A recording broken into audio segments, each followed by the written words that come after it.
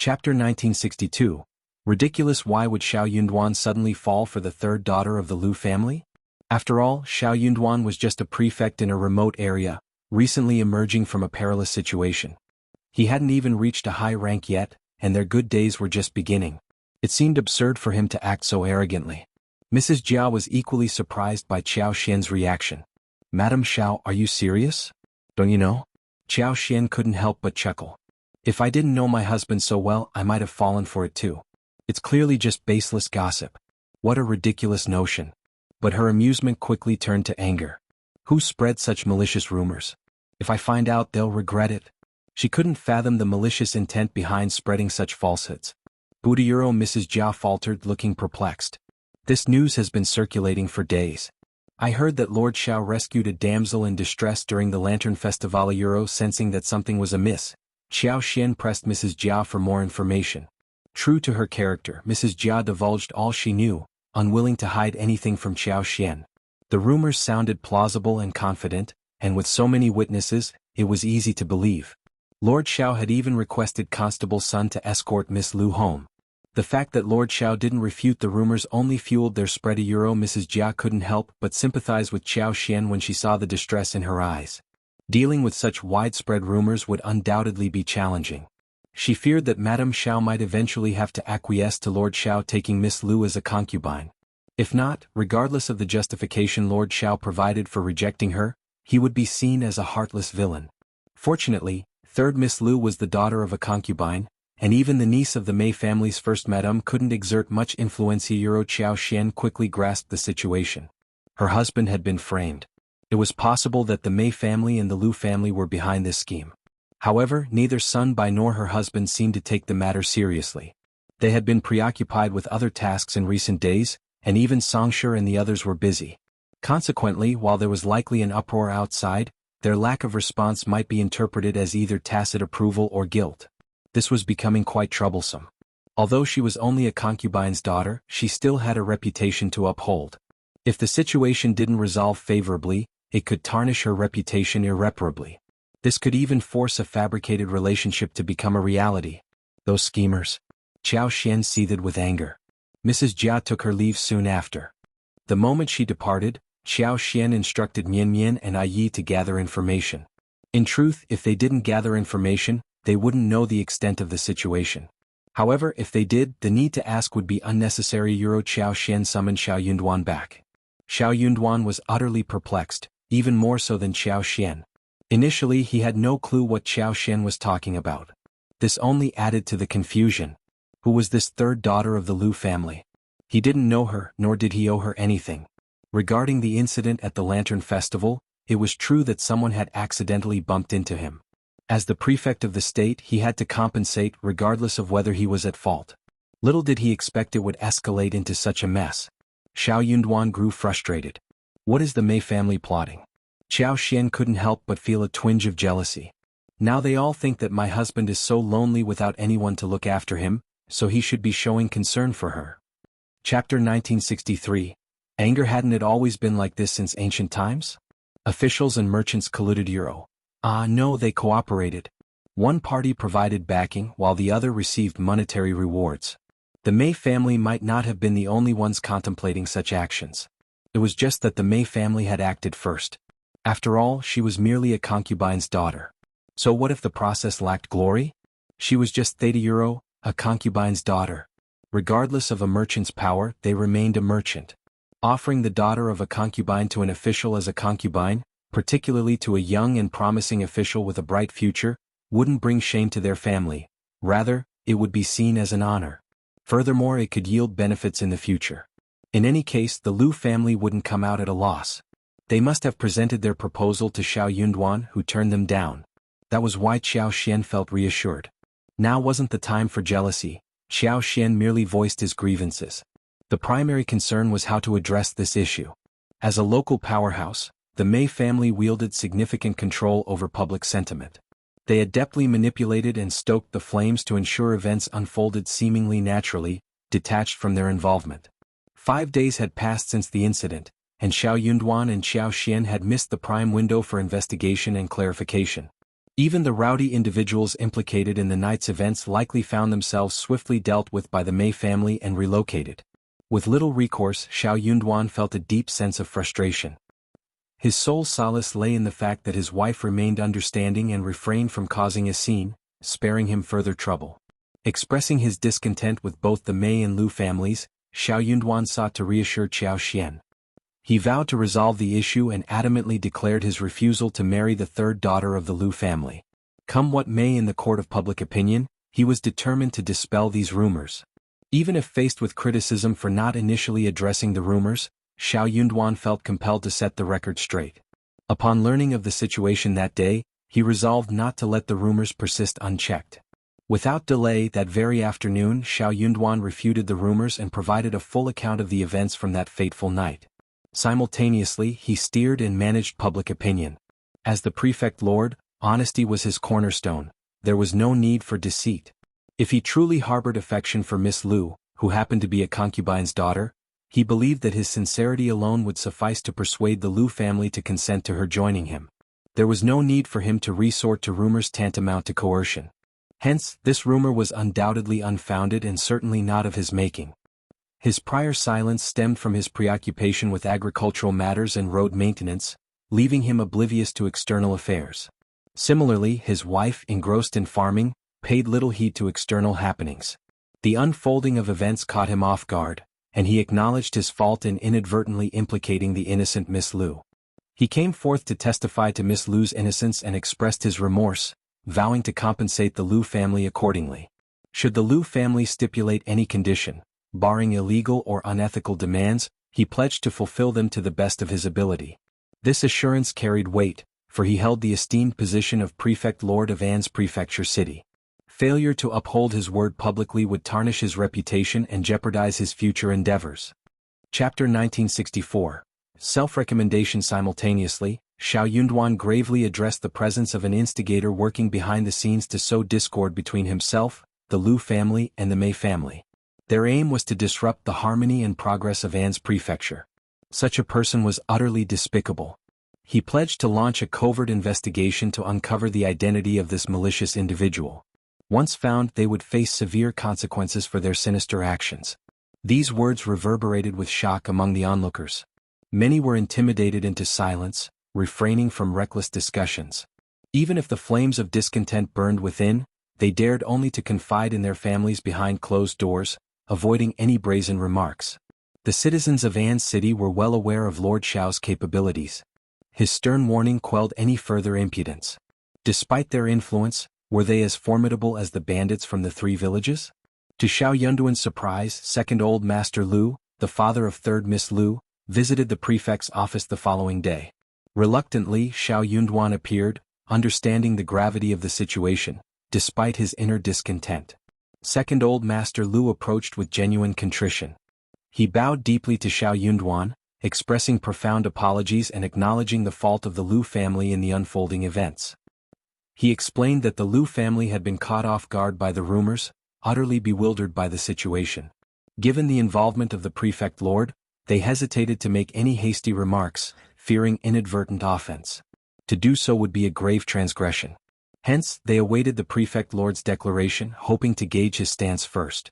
Little did they anticipate that the prefect lord, engrossed in his administrative duties, remained unaware of the situation until it had escalated to its current stadia. The Lu family's shame was palpable. Xiao Yunduan clenched his jaw. Devoid of the Mei family's support, Xiao Yunduan found it difficult to believe that the Lu family would feign ignorance and perform a charade before him. As one of An's province's two prominent family clans, the Mei family managed to deceive everyone except him, displaying audacity bordering on arrogance by not even fearing his ire. Xiao Yunduan had little patience for second old Master Lu's lengthy explanations. Cutting him off, he declared the matter resolved. As long as the Lu family remained reasonable, all would be well. His assurances stood firm. If the Lu family harbored any requests within his capacity to fulfill, he would not hesitate to oblige. To his surprise, second old Master Lu made an immediate plea. He implored Xiao Yunduan to take Lu Xianyun as his concubine. Lord Xiao, you've met the girl? She is suitable to serve both you and your wife. The Lu family's sincerity is genuine, and the girl herself is willing. I earnestly hope that Lord Xiao can grant my wish. Lord Xiao, I understand your demanding schedule, and it might be challenging for Madame Xiao to manage alone. Despite my daughter's delicate appearance, she has received a thorough education from her mother. If she accompanies you and Madame, she will undoubtedly adhere to the rules and never overstep her bounds. You can trust in her obedience, Lord. Furthermore, with your formidable capabilities, who would dare to flout the regulations under your watchful eye? Given the circumstances, my daughter is, after all, a woman. This situation is somewhat in addition, perhaps it is fate. It seems too coincidental otherwise, don't you think? Chapter 1965. 3 May Brothers. Lord, I implore you to grant my request. Second Old Master Lu pleaded earnestly. He subtly hinted at Lu Xianyan's upbringing, emphasizing her education in etiquette, painting and calligraphy since childhood. Should she become part of the Lu family, they would spare no expense on her dowry. Xiao Yunduan found Second Old Master Lu's words repugnant. Maintaining his composure, he instructed someone to escort Second Old Master Lu out of the room. The atmosphere within the prefectural government office had changed. Such brazenness and shamelessness were no longer tolerated. Despite his indignation, Second Old Master Lu refrained from causing a scene, his demeanor darkening as he departed in disappointment. His resilience was noteworthy. Though he left Xiao Yunduan's presence crestfallen, he regained his composure and dignity upon reaching the court's entrance, appearing calm and refined once more. It was as if he was having a great conversation with Lord Xiao. Those who didn't know better would think that he was satisfied. Second Old Master Lu did not go home directly. The carriage circled the streets and found a secluded alley with few people. After making many turns, he quietly entered through the corner door at the back of the Mei residence. The 3 old masters of the Mei family were all at home. It seemed like they were still waiting for him. How's that? How is it? Second Old Master Lu smiled bitterly. What did you say? Under the interrogation of the 3 brothers of the Mei family, Second Old Master Lu recounted the process of meeting Xiao Yunduan in detail. The more the 3 brothers of the Mei family listened, the worse their expressions became. Second Old Master Lu, the serious second brother-in-law of the Mei family, had always been a little afraid. Moreover, the Mei family was much stronger than the Lu family. Seeing this scene, they could not help but feel anxious and puzzled. However, he did not dare to say anything, let alone ask. Lord Xiao doesn't like anything. What does he want? Hey, you want someone like Madame Xiao, right? But I don't think that Madame Xiao is anything good. What do we do now? The 3 brothers of the Mei family were extremely depressed. Second Old Master Lu observed the exchange, attempting a smile as he spoke. Perhaps it's best to put this matter behind us. With Lord Xiao's clarification, I doubt anyone will dare to speak out. Besides, there's talk of compensation. What do you understand? Third Old Master Mei interjected furiously. Clarification? Who needed clarification when they were eager for the rumors to gain traction? And compensation? What good would it do? It wasn't that they doubted Xiao Yunduan's sincerity, but they knew it wasn't what they desired. Second Old Master Lu remained silent, inwardly lamenting. Even before the Fan family's demise, the Mei family stood at the forefront of the 3 prominent families in An's prefecture city. Their prosperity in recent years had made them a towering presence akin to the sun in the sky. What cause did they have for fear? For Xiao Yunduan to effectively govern An's prefecture and foster economic growth, he relied on the support of these prominent families. With the Fan family already eliminated, if Xiao Yunduan were to unjustly harm the Mei family, wouldn't he worry about the repercussions from other influential families? If the region were to destabilize, he, as the governing official, could forget about maintaining stability. Surely he wasn't so foolish? He struggled to comprehend their intentions. Chapter 1966. One direct strike. First Master Mei asked Second Old Master Lu to go back first. The moment he left, the 3 old masters of the Mei family became even more frustrated. Elder brother, I feel uneasy. It won't be good if this matter isn't resolved. Lord Xiao is so difficult to deal with. Elder brother, what should we do? Alas. Old Master Mei also felt unprecedented frustration. Lord Xiao wasn't motivated by wealth or enticed by beauty, and his family couldn't offer him power. It seemed he lacked any other interests. Even if he did have hobbies, his family likely couldn't provide anything to captivate him. With his abundant wealth, wouldn't he simply procure whatever he desired? Consider his swift acquisition of the vast land around Liuhe Fort, not to mention the 60,000 mu of fertile land and numerous shops formerly belonging to the Fan family. He made these purchases without hesitation. Not to mention, the state government still owed their family over 100,000 taels of silver. Even if they resorted to force, they wouldn't stand a chance against him. It was like facing an impregnable fortress. What could they possibly do against such a formidable opponent? After a pause, Old Master Mei spoke slowly. Do you think Lord Xiao suspects our involvement in the Lu family's affair? Third Old Master Mei, never one for subtlety, blurted out, of course he might. Otherwise, why would the Lu family dare to act? Old Master Mei sneered. Indeed. If that's the case, since we've already incurred his displeasure, why not go all the way? Their family didn't necessarily need to be on good terms with Lord Xiao. They simply needed to remain indispensable.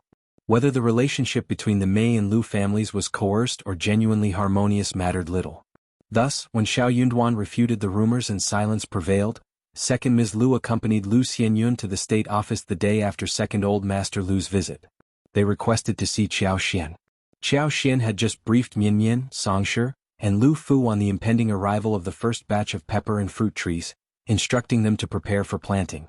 She also outlined plans for decorating the mansion at Liuhe Manor. Upon hearing of Second Ms. Lu's arrival, she adjusted her attire with a smirk. The antics of the Lu family were rather amusing. Hadn't her husband already made himself abundantly clear? As the lord of the prefect, was there any need for him to deceive? Naturally, the reputation of this young lady from the Lu family remained untarnished. They came yesterday and came today. They were so insensible. Did they really want to marry and not become enemies? Greetings, Madame Xiao. Greetings, Madame Xiao.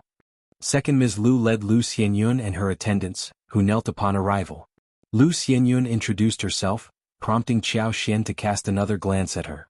With a smile, Qiao Xian invited them to sit and ordered tea. Second Ms. Lu, what brings you here? As soon as Second Ms. Lu settled, she rose again, prompting Lu Xianyun to follow suit. Madame Xiao, I implore your mercy. I come to plead on behalf of someone. Pretending ignorance, Qiao Xian arched an eyebrow, feigning innocence. That's peculiar. I can't fathom why the Lu family would seek my clemency. Second Ms. Lu, are you jesting with me? I wouldn't dare jest with you, Madame Xiao. No matter your intelligence, dignity, and virtue, I wouldn't dare deceive you. It's all because of this girl. Chapter 1967. Leaving her behind, I understand that the blame has been directed towards the Lu family for this incident. We were sluggish in our response and nearly tarnished Lord Xiao's reputation. I extend my sincerest apologies to you and Lord Xiao.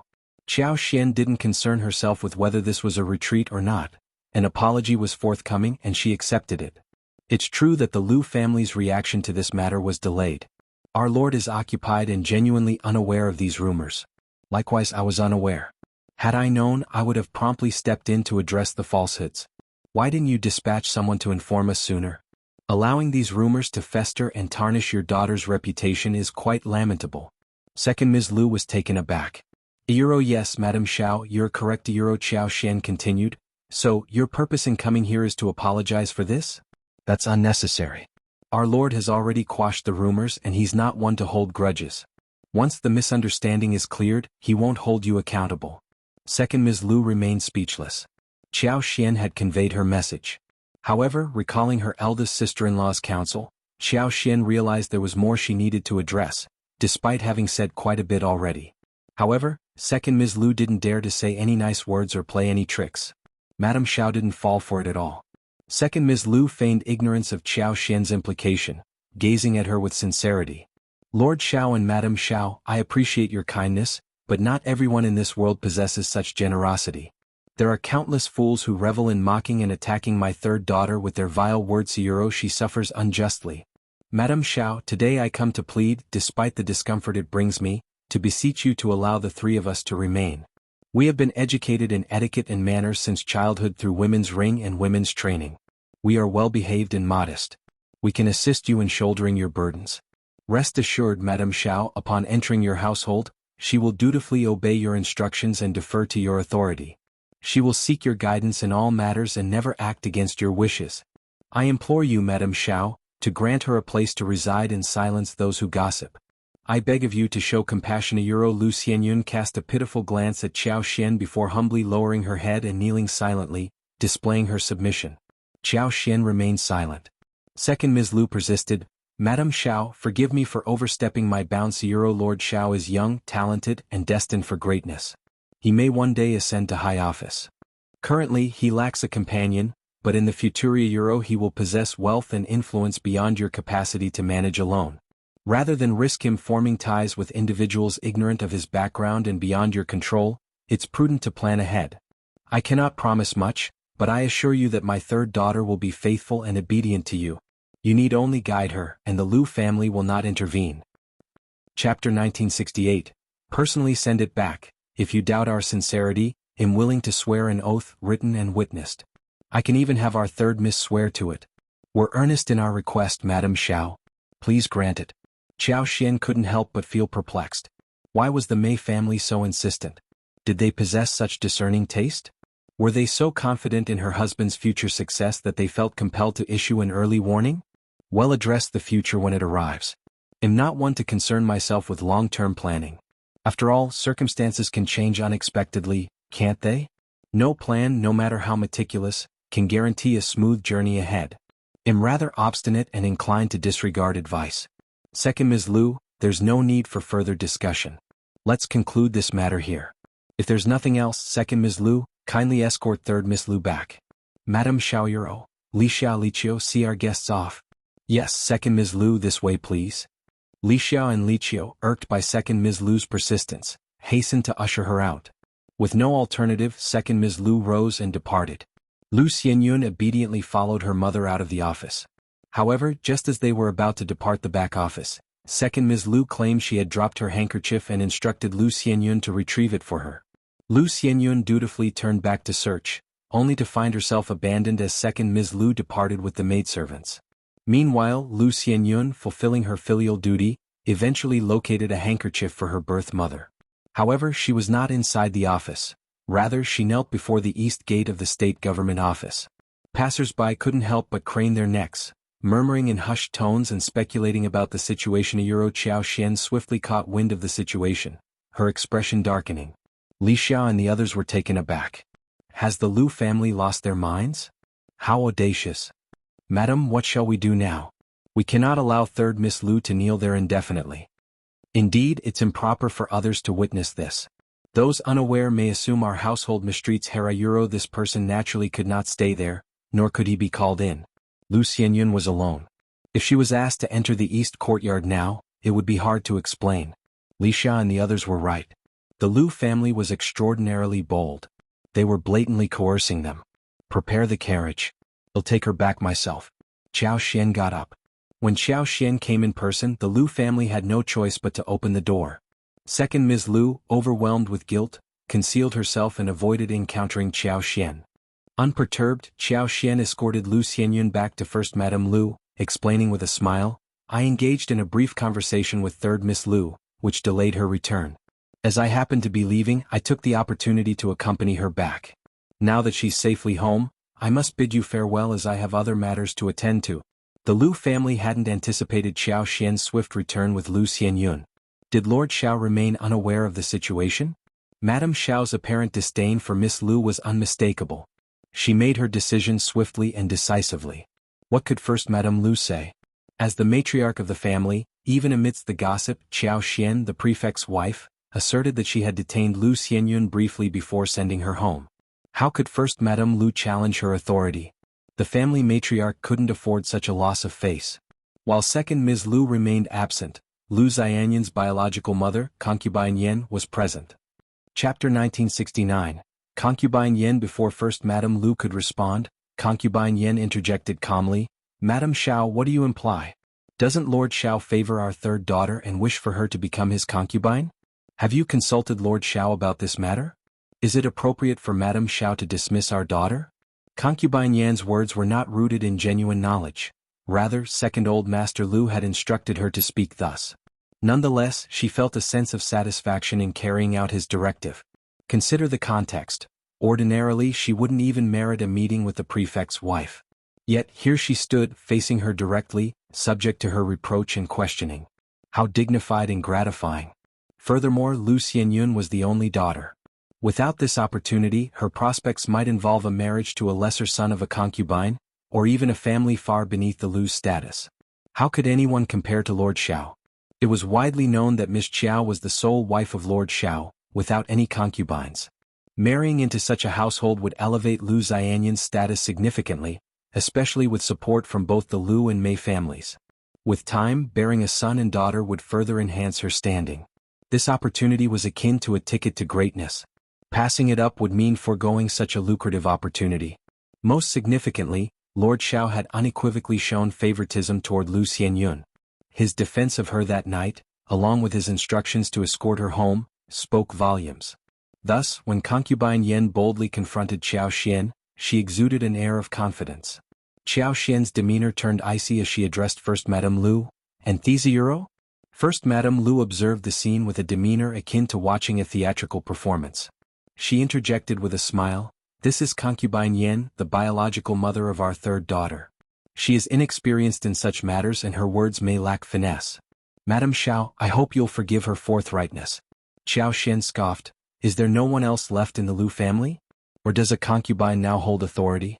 Do you believe I am so insignificant that even a concubine is permitted to prattle before me?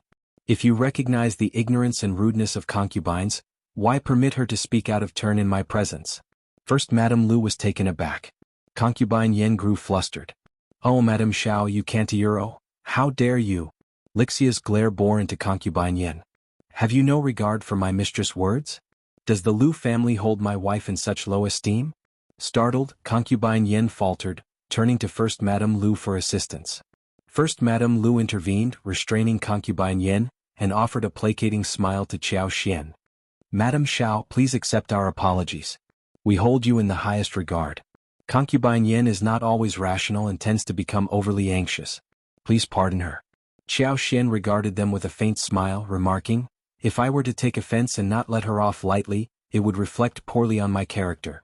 Considering her insolence, I could have reprimanded her and castigated the Lu family for her impudence. Moreover, hasn't our Lord already refuted these rumors? What basis does she have for her claims? When has our Lord ever indicated a desire to take her as his concubine? Concubine Yan, did you hear such words directly from our Lord? Or did someone from your family relay this information?" Concubine Yan recoiled, remaining silent. "Speak up," Xiao Xian demanded sharply. "I've posed a question to you, what are you waiting for?" Chapter 1970. Berating concubine Yan's heart raced with panic, her face draining of color as she turned to First Madame Lu for guidance. What should she say now? How could she possibly know how to navigate this situation? First Madame Lu, equally flustered, offered a strained smile. "Madame Xiao, I believe there must have been a misunderstanding on concubine Yan's part." "Yes, indeed. These rumors have been circulating outside. Why wouldn't they be? Lord Xiao's actions during the Lantern Festival clearly indicated his protection of our third miss." Concubine Yan interjected hastily, attempting to justify her previous statement. Xiao Xian's anger simmered beneath the surface as she glanced at First Madame Lu. "What a fascinating family dynamic you have. Despite Lord's refutation of the rumors, why would someone within the family entertain such absurd notions? And to think it's the biological mother of third Miss Lu. Like mother like daughter indeed. What sort of character does third Miss Lu possess? How could you dare to propose such an alliance to our Lord? Are you attempting to demean his honor?" First Madame Lu and concubine Yan's expressions shifted uneasily. "Madame Xiao, you have misunderstood. That's what the rumors allege. Even if we don't voice it, others will. But it seems that it's too late to halt the spread of gossip now. Has our misreputation been tarnished in vain?" "That's your concern," Xiao Xian retorted icily. "Lord has already dispelled these rumors. If anyone dares to utter falsehoods again, you have every right to take them to court, and Lord will mete out justice impartially. How can you claim her reputation is sullied? All of Anza's inhabitants fall under Lord's jurisdiction, and when he perceives injustice, he intervenes. Even if it hadn't been your daughter that night, Lord would have acted the same. Are you implying that our Lord should be held accountable for every baseless rumor? That's preposterous. What regard does your Lu family have for our Lord? Do you think you have the authority to make decisions on his behalf? Should our Lord bear responsibility for the malicious machinations of those with dark, deceitful and shameless intentions who fabricate rumors to besmirch his name?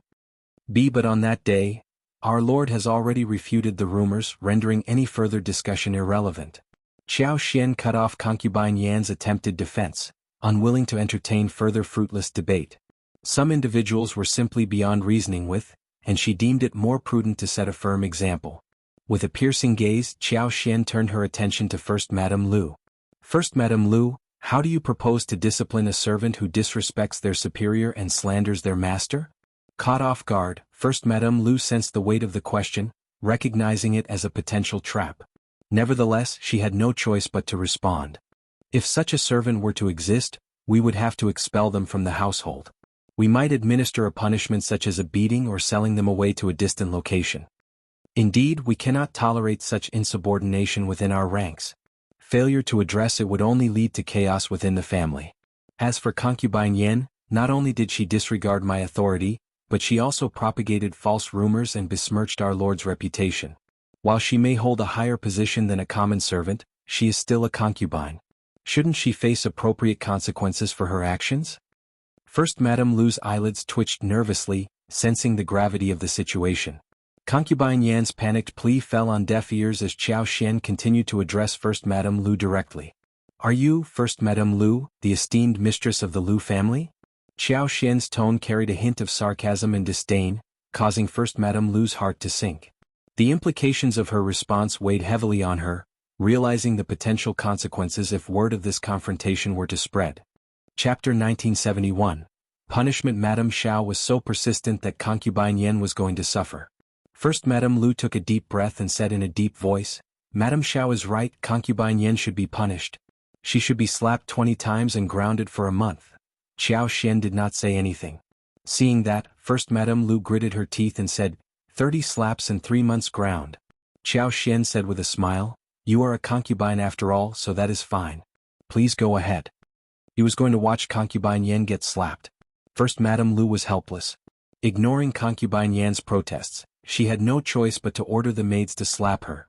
With Qiao Xian staring at her, the maid did not dare to conserve her energy. She was just following orders, and second old master would not blame her for what happened afterwards. But if she saved her energy, Madame Xiao might say something and she would be the unlucky one. Concubine Yan was very capable and beautiful. Although she was over 30 years old, second old master Lu still liked her. She lived a luxurious life and her skin, especially the skin on her face, was white and tender. The force of the slaps was like striking tender tofu, yet despite the brutality, concubine Yan's once flawless complexion was now marred by red welts and tears. As her cries echoed through the room, her disheveled appearance and anguished wails drew the attention of countless servants who had been clandestinely observing the scene unfold. First Madame Lu, her skin crawling with discomfort, exchanged anxious glances with Qiao Xian, realizing the potential ramifications of her actions. With a sinking feeling in her gut, she gritted her teeth, knowing that her decision might incur the wrath of her husband, second old master Lu. Regret gnawed at her conscience. If she had foreseen this outcome, she would have prevented Lu Xianyun from leaving and kept her by her side. Despite concubine Yan's tearful pleas, the punishment continued unabated under the watchful eye of Madame Xiao. 30 resounding slaps left her cheeks red and swollen, her once immaculate appearance now disheveled and marred by tears and sweat. Qiao Xian regarded her with a mixture of pity and exasperation. You're just a concubine. Can't you live peacefully? Why invite trouble with your words? Spreading rumors only brings punishment upon yourself. She then turned her attention to the broader consequences of concubine Yan's actions. Consider your daughter. With a mother like you, her prospects as a concubine's daughter will only diminish. Who would want to marry into a family plagued by such scandal? Your irresponsibility condemns her to a life of misery. Concubine Yan stared up at Qiao Xian in shock, her realization dawning slowly. First Madame Lu, feeling the weight of Qiao Xian's words, ordered assistance for concubine Yan, cursing her own misfortune at being provoked in such a manner. Qiao Xian's final words held a mix of reproach and recognition. Punishment for mistakes, reward for contributions. That's how a family should operate. You, First Madam, are indeed decisive and admirable. Upon hearing the compliment, First Madame Lu felt a surge of frustration that threatened to overwhelm her. She clenched her teeth to suppress it. Madame Xiao, your praise is too kind. Qiao Xian offered a serene smile.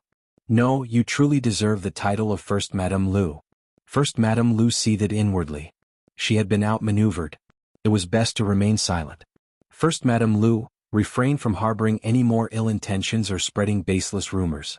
Remember, trouble often arises from careless speech. First Madame Lu's heart skipped a beat as she exchanged a glance with Qiao Xian. With a final smile, Qiao Xian departed with Li Xia and the others. Chapter 1972. Crying. First Madame Lu calmed her racing heart and sought out her old master. Meanwhile, upon returning home, Qiao Xian found Xiao Yunduan waiting for her. With a smile, Qiao Xian remarked, "You've heard about it too? No worries, I handled the situation at the Lu family." Xiao Yunduan's expression turned icy. The Mei family must be out of their minds to pull such a stunt. Qiao Xian led him to sit down, her tone casual. "As long as you don't hold it against me, I can manage. It's not much trouble." Xiao Yunduan's demeanor softened and he grasped her hands, smiling gently. "It's not just trouble, it's utterly disgusting. I usually don't bother with these matters, but it's all because of my wife." His words implied that she had full authority to handle such situations as she saw fit in the future. Qiao Xian smiled in agreement, finally feeling some relief after the ordeal at the Lu family. Concubine Yan was returned to her quarters amid wails and shrieks, startling everyone in the household. Lu Xianyun gazed at her father tearfully. Hadn't Madame Xiao been described as affable? She had managed to reconcile with the Fan family despite their conflicts. Why then had she treated her aunt so harshly? As the wife of the prefect, she was actually calculative with a concubine. She did not care about her face at all. First Madame Lu felt guilty and hurried to explain. Second Old Master Lu felt humiliated, but he did not want to get angry with his sister-in-law, so he said a few words. As soon as First Madame Lu left, he asked Concubine Yan's maid with a dark face, "What happened?" The maid trembled uncontrollably and told him everything, including what Concubine Yan had said. Lu Xianyun blushed when she heard this, and her heart throbbed inexplicably. When the concubine found out that the Mei family intended to help her marry Lord Xiao as a concubine, she told her a lot about her future prospects in private. Her heart was in a mess and her heart was in turmoil. Her ambition was aroused. She seemed to think that Lord Xiao had noticed her. Otherwise, he wouldn't have compensated her and asked someone to send her home. She had totally forgotten that Xiao Yunduan, as the lord of the prefect, was suspected to have damaged someone else's things in front of everyone. How could he not compensate her? As for getting Sun Bai to send her home, she was the one who asked for it and it had nothing to do with Xiao Yunduan. Concubine Yan's mouth was sore and swollen, and she was so angry that she cried out in frustration. "Old master, it was all Madame Xiao's idea today, and all the servants who came were from the back of the house. I didn't even see a single bailiff. Lord Xiao and Lord Xiao might not even know about this. Our third daughter is so nice and Lord Xiao is not at a disadvantage. No man would refuse such a beautiful thing. I think Madame Xiao must have done it on her own. Sob, old master, even if you don't care about me, you have to stand up for our third daughter. Why don't you ask the Mei family for help? Our third daughter can't be harmed like this." Lu Xianyun also looked at her father eagerly, hoping for his support. Second Old Master Lu was also indignant. He stomped his feet and went to the Mei family again to seek assistance. First Mrs. Mei cut to the chase when she met with Qiao Xian directly. The Mei family did not have a girl of the right age, and the third daughter of the Lu family was a mature and polite woman. The Mei family had no evil intention, they simply wished to present her as a gift to Lord Xiao. Chapter 1973. Deal with this arrangement. The Mei family pledged their unwavering support to Lord Xiao. Regardless of his actions, they would stand by him. Essentially, it was a transaction. In this exchange, the Mei family sought a powerful ally. With their backing, Lord Xiao would undoubtedly gain advantages. It was a mutually beneficial arrangement. Of course, Lu Xianyun was the daughter of a concubine. Given that Madame Xiao had already borne Lord Xiao's eldest son, and Lord Xiao was not one to favor concubines over his wife, there was no need for concern.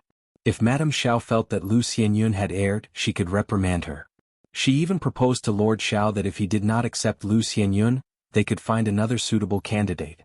First Mrs. Mei's words seemed forthright and sincere, as though she was merely discussing matters of wealth and influence. But Qiao Xian found the whole conversation repugnant. Then without hesitation she turned down the offer. Though she valued her reputation greatly, being the wife of an official demanded it, she couldn't help but feel a pang of jealousy when First Mrs. Mei proposed the alliance. Because only a jealous woman would reject such an advantageous offer, one that could benefit her husband without posing any harm. Only a woman consumed by jealousy. Qiao Xian seethed at the thought of how the Mei family was attempting to manipulate her into jealousy. She was not about to give First Mrs. Mei any satisfaction. If I say no, then it's no. My husband has no need for such connections. Spare your efforts and don't approach him. Even if he were to consider it, I would never agree. And if I don't agree, no woman will enter the Xiao family. Do you understand? Nevertheless, my husband genuinely desires to govern An's province in harmony with its inhabitants. Any family, so long as they conduct themselves properly, adhere to the law, and refrain from underhanded activities, need not fear him. You will support them wholeheartedly. You can rest assured. First Mrs. Mai's attempts at persuasion fell flat. Old Master Mei took matters into his own hands and approached Xiao Yunduan directly, but the outcome was no different. Upon returning to the East Yard, Xiao Yunduan relayed to Qiao Xian. Deputy Prefect Jia hinted that there might be something off about the Mei family. Qiao Xian was taken aback. What do you mean? Xiao Yunduan sighed with a bitter smile. I'm not sure either, and Deputy Prefect Jia couldn't quite put his finger on it either. But there's definitely something peculiar going on. Otherwise the Mei family wouldn't be acting this way. It's out of character for them. He sensed that something was awry. Jia Hemming's reminder had sparked a realization within him. But the exact nature of the situation remained elusive. Unable to decipher the mystery, Qiao Xian smiled and said, "We needn't dwell on it.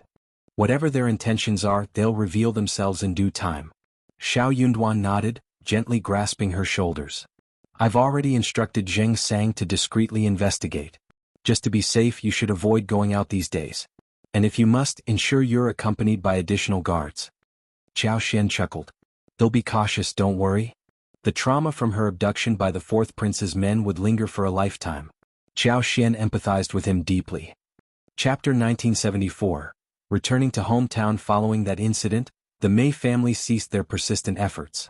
No longer were they bothered by unwanted visitors. As for the Lu family, stripped of the Mei family's backing, they no longer posed a threat. Several days later, during a gathering of young ladies from affluent families in An's province, third Miss Lu had a near-fatal accident when she fell into the water. Miraculously rescued, she suffered severe shock and hypothermia, requiring extended bed rest for recovery. The uncertainty surrounding her recuperation cast a shadow over her future. Qiao Xian couldn't help but feel relieved that she hadn't attended the gathering herself, as her absence would have raised suspicions. In late January, a letter arrived from Xiaoding village. Tao Tao and Zhao Shu's wedding date had been set for the 8th of March. Zhao Shu remained occupied with business matters in Jiangnan. After finalizing arrangements for the year, he would journey to Yuzhang, accompanied by relatives and elders from within a 500-meter radius of Heshan County. Upon arrival, they would celebrate with a grand wedding for Zhao Shu and Tao Tao. With Zhao Shu's willingness to spare no expense, a sizable contingent of relatives was expected to attend, eager to partake in the festivities. Thanks to his generosity, accommodations and provisions for the journey would be arranged without hesitation. Who wouldn't seize the opportunity to join such a joyous occasion? Especially his cousins and uncles were eager to participate in the festivities. Qiao Xian and Xiao Yunduan shared in their joy for the couple. With the wedding plans settled, anticipation filled the air. As Xiao Yunduan was restricted to official duties, Qiao Xian planned to return around the 12th of February, accompanied by Anan. Choosing a later departure date would ensure warmer weather and allow Anan to grow a little, providing Qiao Xian with greater peace of mind. Although Qiao Xian felt she could depart immediately if not for Anan's welfare, she understood the importance of waiting. Each day brought changes in the child's development, making him more resilient with time. Preparations commenced as they packed their belongings and gathered gifts for the occasion. The entourage accompanying them also finalized their list of attendees. Li Xia and the others naturally joined, while Sun Qian was entrusted with leading 26 subordinates to provide security. On February 11th, Qiao Xian and their party embarked on their journey. Departing from An's prefecture city at dawn, they maintained a low profile, attracting little attention.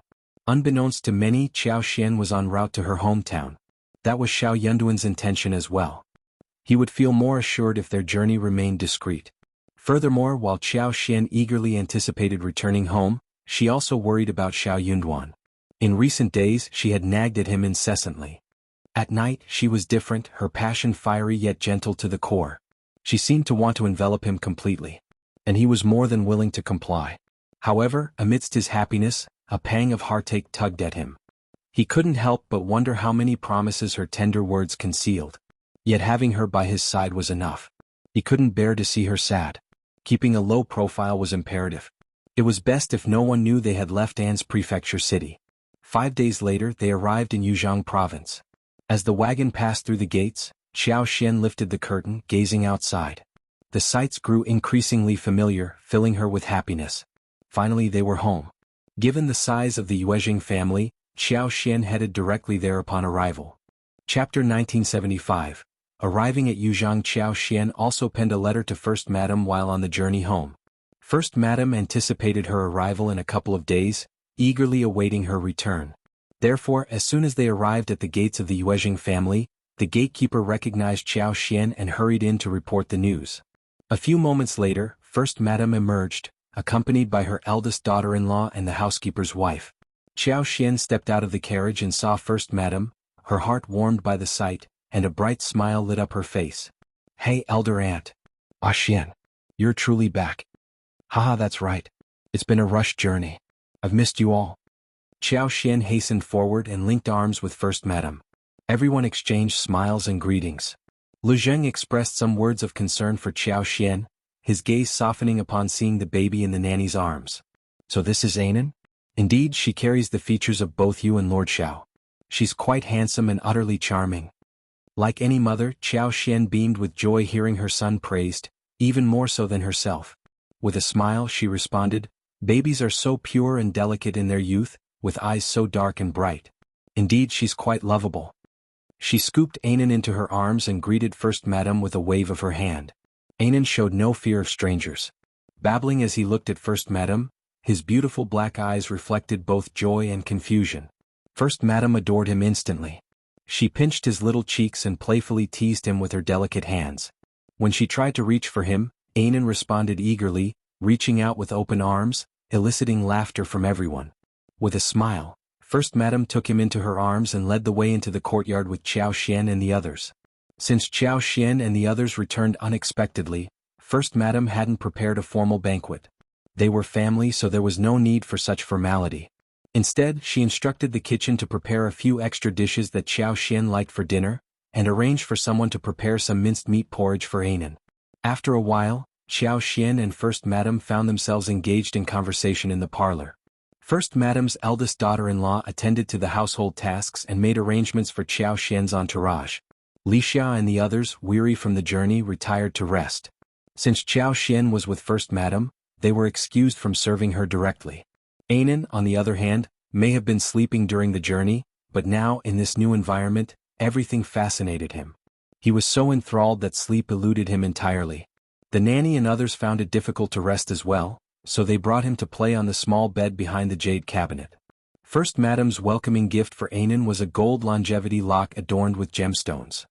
It featured various auspicious motifs symbolizing wealth and longevity, and its design was exquisite. The bright yellow jade was set with rubies, sapphires, emeralds and jades, creating a sparkling and colorful luxury that children adored. Anan held onto it tightly, playing with it happily. With Anan occupied in First Madam's room, Xiao Xian felt at ease. She couldn't help but share every detail of their reunion with First Madam. And even now, Xiao Yunduan continued to keep his promise, wholeheartedly treating Xiao Xian with care. First Madam was genuinely happy for her. Chapter 1976. Small gathering. First Madam agreed that Xiao Xian was lucky to have Lord Xiao by her side. He was indeed a good man. As for the uncertainties of the future, First Madam acknowledged that no one could predict with certainty. She hoped Xiao Xian would always be fine, but she couldn't ignore the potential flaws in men's character. There were too many variables to consider. Although Xiao Yunduan was currently only a prefect, who knew what the future held? What if he ascended to a higher position in the government? However, whenever Xiao Xian spoke about Xiao Yunduan, her demeanor softened, and First Madam couldn't bring herself to dampen her spirits. Instead, she chose to praise Xiao Xian's good fortune. With Anan, the firstborn son of the primary wife, and a substantial estate with vast wealth, Xiao Xian was indeed blessed. A woman had her son to support her and her wealth to sustain her. As for her husband, if he proved reliable, she would stand by him. If not, she would be prepared to part ways. In case of any adversity in the future, Xiao Xian could draw strength from the wisdom shared during their conversation today. Xiao Xian didn't fully grasp First Madam's implications, but she listened attentively. Thoughts of Anan filled her with joy. Taking advantage of the discussion about Tao Tao's family, Xiao Xian seized the moment to seek advice from First Madam. Tao Tao was marrying into the affluent Zhao family from Jiangnan, a milieu Qiao Xian had never encountered before. She felt unequipped to handle the intricacies of such a prominent family, let alone navigate the dynamics with her mother-in-law, Ms. Fang, and her two sisters-in-law. This was precisely why she had returned home earlier than planned. There were numerous decisions awaiting her attention regarding household arrangements and preparations. Moreover, with many guests expected from the Zhao family, the Xiao family couldn't afford to be negligent. They had to ensure Cao Cao's standing was impeccable, preventing anyone in the Zhao family from looking down on her. Despite Xiao Yunduan holding the position of prefect in An's province, the Xiao family lacked the same social standing and wealth as the Zhao family. Xiao Yunduan's authority didn't carry the same weight in the south as it did in the remote An's province, making it difficult to assert influence over the Zhao family. Thus, it was imperative for the Zhao family to witness the Xiao family's strength firsthand to earn their respect. First Madame had been deeply involved in wedding preparations, so she was well versed in every detail of the ceremony. Qiao Xian eagerly shared all she knew with her. Their conversation flowed joyously, and even as dinner was served, they found themselves reluctant to end their discussion. Noticing that most of the 12 sumptuous dishes laid out before her were her favorites, Qiao Xian couldn't help but feel touched. With a grateful smile, she looked up at First Madame and playfully remarked, "Elder Aunt, you spoil me so much. You remembered all my favorites." First Madame chuckled heartily. "I have a good memory, you know. You're still young. How can you be considered old?" Their laughter filled the air as they savored their meal together. First Madame showed great concern for Qiao Xian's well-being, especially considering her exhausting journey. As night fell, Anan became restless, demanding his mother's attention.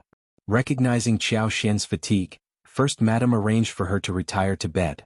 Before bidding her good night, First Madame reassured Qiao Xian, urging her not to fret about the affairs of the province and to feel at ease. She promised that even if Qiao Xian needed anything in the middle of the night or if Anan grew hungry, the servants would be at her beck and call.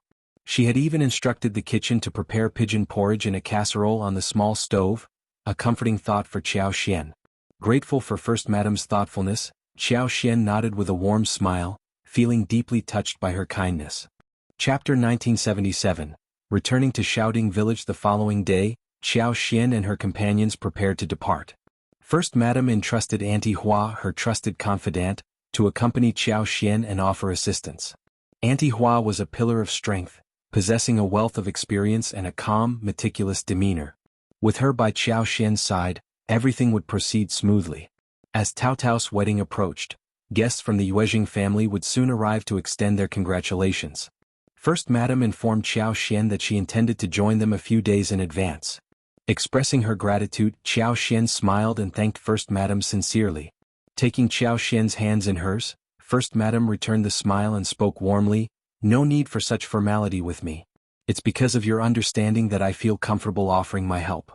I'm just glad you don't see me as meddling." Indeed, few would welcome interference in such significant matters as marriage. It was a testament to the trust and camaraderie between them that First Madame felt comfortable lending Auntie Hua's assistance. Understanding First Madame's sentiment, Qiao Xian reassured her with a smile, "You're not an outsider to me and I appreciate your support. My mother-in-law will undoubtedly be grateful to you just as I am." First Madame nodded with a smile, then scooped Anan into her arms, gently pinching his cheeks and playing with him. She watched as mother and daughter climbed into the carriage, surrounded by the bustling crowd. After a day of travel, they finally arrived back in Xiaoding village by evening. Ms. Fang had been eagerly anticipating their return every day, and her joy knew no bounds now that her dreams had come true. Cao Cao couldn't contain her excitement as she enveloped Qiao Xian in a tight embrace, laughing joyfully. Ms. Fang greeted Qiao Xian warmly, her eyes brimming with happiness as she inquired about Xiao Yunduan. Anan's presence only added to her delight, and she couldn't help but smile. Xiao Dalong, Miss Su, Xiao Sanlang, Yang Xiaoni, and the others all shared in the jubilation. They surrounded Qiao Xian, exchanging greetings and well wishes. Even Chunyu and the seasoned servants couldn't contain their happiness. Word had spread throughout the village that Qiao Xian had returned with her children. The sight of several carriages and a retinue of dozens of servants made quite the impression. It was a testament to the prosperity of their family. Indeed, as Xiao Lulang had suggested, An's province seemed to be a land of opportunity. If it were not so, Lord Xiao wouldn't have attained such wealth, and Madame Xiao's return wouldn't have been so grandiose. Suddenly, the first section of the Xiao family's courtyard was bustling with activity as many people gathered there. The yard became alive with chatter and laughter, everyone smiling and greeting Xiao Xian warmly. Anan garnered particular attention, with everyone marveling at his adorable appearance and apparent intelligence.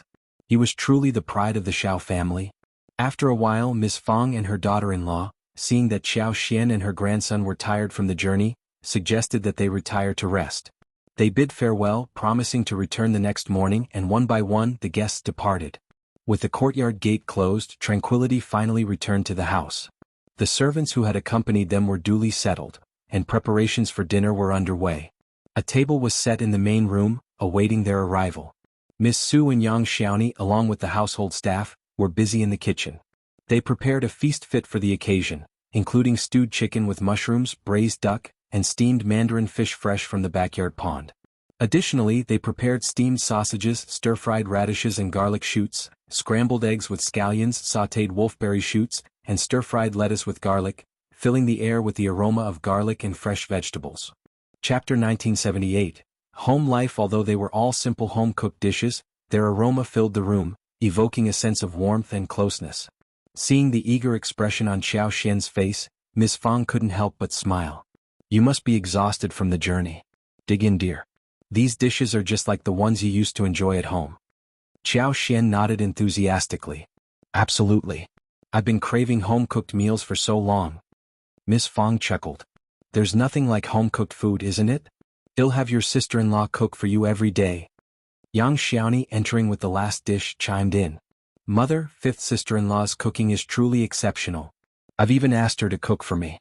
I'm just here to assist and enjoy the food. Just the thought of it makes my mouth water." Miss Fang scolded Yang Xiaoni jokingly. "Stop your chatter. Your fifth sister-in-law is the lady of the house. She shouldn't be cooking for you. We have plenty of servants here and you can't even order them around. Stop with this nonsense." Yang Xiaoni smiled sheepishly. "Oops, my mistake. Fifth sister-in-law, I apologize. Please don't be mad at me. I really didn't mean anything by it. Truly." Xiao Xian chuckled. "No need to worry, third sister-in-law.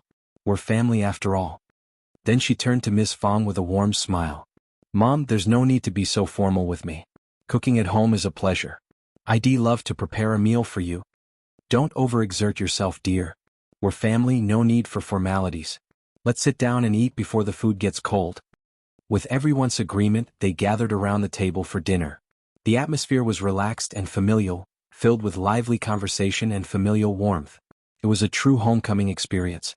After dinner, Anan sought comfort in Xiao Xian's arms again, prompting Miss Fang to express concern. She arranged for hot water for Xiao Xian and her son to wash up and encouraged them to rest for the night. The yard where Xiao Xian and Xiao Yunduan used to reside remained intact. It was secured when they were away, and it received monthly cleaning and maintenance. Anticipating Xiao Xian and her son's return, Miss Fang instructed Yang Xiaoni and Tao Tao to tidy up daily, ensuring the windows were open for ventilation and dust was wiped away. Pots of lively flowers adorned the yard, giving it a vibrant ambience despite their absence.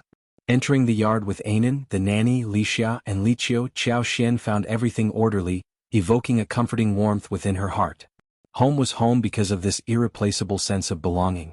The night passed sweetly and peacefully. The next morning, after Xiao Xian refreshed herself and exchanged greetings with Miss Fang and the others, she led Anan, Lixia, Liqiu, and Tao Tao to the backyard to harvest fruits. The air was crisp, carrying a hint of morning chill, while the garden exuded life and freshness. The sight of lush greenery brought joy to their hearts. The fruit trees had noticeably flourished, their thick and tall trunks adorned with luxuriant branches and leaves. Chapter 1979. Warmth. At this time of year, peach blossoms and pear blossoms were on the verge of blooming. Some branches basked in the sunlight, showcasing their beautiful and delicate buds. Others had already sprouted, standing out amidst the evergreen fruit trees. The garden was adorned with various fruits. Peaches and oranges still hung from some trees, their soft white skin blushing pink as they ripened, emitting a sweet fragrance that filled the air. The plump, tangerine-like oranges were particularly eye-catching. Xiao Xian plucked one and handed it to Anan, who eagerly accepted it with both hands and began nibbling, her adorable frown eliciting laughter from everyone. Amidst the bounty were dragon fruits, papayas and pineapple honey, all ripe and ready for harvest. Xiao Xian filled her basket with the abundant produce. Tao Tao smiled, remarking on the garden's abundance. We have so many fruits that we can't possibly finish them all in a year. We also have dates, crisp persimmons, grapefruits, mangoes, lemons and pineapple honey in the cellar. Additionally, there are chestnuts, walnuts, peaches, apricots, bayberries and persimmon cakes, all homemade. They'll give some to fifth sister-in-law later. Qiao Xian nodded with a smile. Our garden truly is a treasure trove. She made a mental note to acquire some fruit saplings from Liuhe Manor upon her return. When she got back, she planned to add a variety of fruit trees to her garden. Although she wasn't sure how long her husband would remain in An's province, it seemed likely he wouldn't depart for the next 3 to 4 years. Besides, An's province was close to Yuzhang, so even if her husband wasn't there, it wouldn't pose a problem. There was no harm in expanding their property holdings. For breakfast that morning they had steamed buns and porridge. The buns were small but packed with various fillings: dried plum vegetables, cured meat, radish pork, cabbage vermicelli with mutton, mushrooms, celery, pork, chives, eggs, shrimp and winter bamboo shoots. Fortunately, with many servants at home, they were able to prepare the meal early in the morning. Anan didn't have teeth yet, so Qiao Xian added some chopped spinach into the fish porridge. With a smile, Miss Fang said to Qiao Xian, "I've prepared a bit of everything and they're not large. Try them all." Qiao Xian's face lit up. "Mom, I'll taste them all, I might need to go for round 3. Miss Fang chuckled at Qiao Xian's appetite. "I didn't plan much, just thought we have so many vegetables from our garden and plenty of meat at home, so why not make more fillings? I'll keep them warm and steam one for you whenever you're ready." Qiao Xian felt touched by her mother-in-law's thoughtfulness and nodded appreciatively. In truth, which family would prepare such a variety of fillings? 2 or 3 options were already considered generous. It wasn't like they were making them for sale at a shop. Miss Fang had gone to the trouble of preparing so many dishes just for their enjoyment. After breakfast, Miss Fang, along with Qiao Xian and Anan, bearing gifts, went to visit the patriarch, the land officer and several elders. Their family was here, and it was necessary to build a good relationship with the villagers. Miss Fang and the others were still living in the village, and the second section of the family and the third section of the family were in a mess, so they might get into trouble from time to time. At this juncture, the villagers' attitudes held significant weight. Their disposition hinged upon the patriarch, the land officer, and the elders. These figures held authority, and no one dared to voice dissent against their judgments. For Xiao Yunduan to navigate his career smoothly, he needed to uphold a sterling reputation. Any dissent from the second and third sections of the family had to be quashed within the village. Chapter 1980. Visit. It took them 2 days to complete their visits and conversations. Qiao Xian's demeanor was gentle, devoid of the airs typically associated with an official's wife. However, perhaps due to her years in such a position and her altered attire from home, she exuded a dignified and reserved aura, commanding respect and dissuading any rudeness.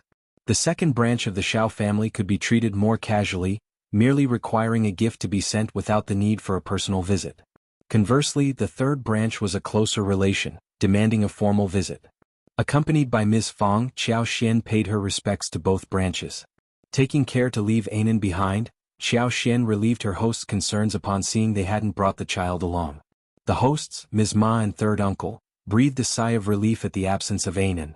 Not having to entertain the child was a relief, both in terms of appearances and the need to present a gift in greeting, which they could now conveniently omit under the pretense of forgetfulness. As the date of Zhao Shu and Tao Tao's marriage drew nearer, tensions between the third branch and the first section of the family escalated. However, Xiao Lilang's repeated warnings against causing further trouble with the first section kept them in check. Reluctantly, they extended an invitation to Ms. Fang and Qiao Xian to join them in their room. Enduring the humiliation for the sake of their son's future, the 2 women accepted the invitation. Upon seeing Qiao Xian, Ms. Ma couldn't help but feel a pang of jealousy. She remarked, "Niece-in-law, you're looking quite refined these days. Much improved from before. Seems like without your in-laws to hold you back, you're living quite comfortably, ha." Qiao Xian was left speechless. Ms. Fang, both irritated and amused, noted that some people never changed their habit of speaking ill of others. In the past, Ms. Fang might have erupted into a confrontation, but now she chose to remain composed. Despite Ms. Ma's remarks, Qiao Xian remained unruffled. Her heart remained untouched by any ripple. After all, she no longer saw herself on the same level as Ms. Ma. Her family's prosperity and smooth sailing made her uninterested in engaging in any competition. She had no desire to change Ms. Ma's bad habits. "There's no need to worry about that," Qiao Xian replied calmly. "Every mother-in-law cares about their daughter-in-law. I've been through a lot, so it's only natural that I've changed. Besides, I've been managing things with Mr. Chiao and Wulang in An's province. I've guided them on what to say in their letters. And now that I've given birth to a son, of course, I'm not the same as before. I'm feeling much better. Xiao Xian nearly burst into laughter, nodding in exaggerated agreement. Absolutely, Mom. Ever since Anan was born, I've been so happy. Plus, my husband's career is thriving and Tao Tao has found such a good family. My parents and siblings are all in good health. Happiness looks good on me. Ms. Fong burst into laughter. Absolutely. Xiao Xian smiled again. Honestly, I sometimes wish my mother would control me.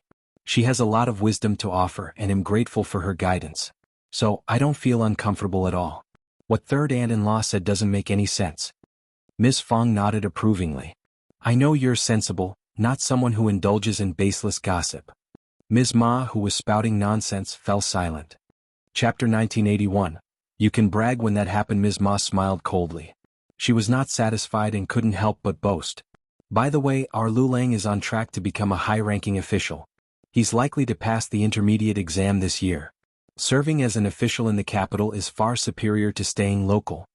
Ms. Ma wanted to tout her son's potential to become the primus, but Xiao Lulang had cautioned them multiple times against such presumptuousness, so Ms. Ma had to restrain herself. Ms. Fong smiled indulgently. You can boast once you've hit the mark. Ms. Ma grew annoyed. You? All right. Ms. Fong rose from her seat and signaled to Xiao Xian that it was time to leave. I'm afraid Anan will wake up soon, so we should head home as well. And don't forget to come help us during the wedding. She couldn't bear to witness Ms. Ma's conceited behavior.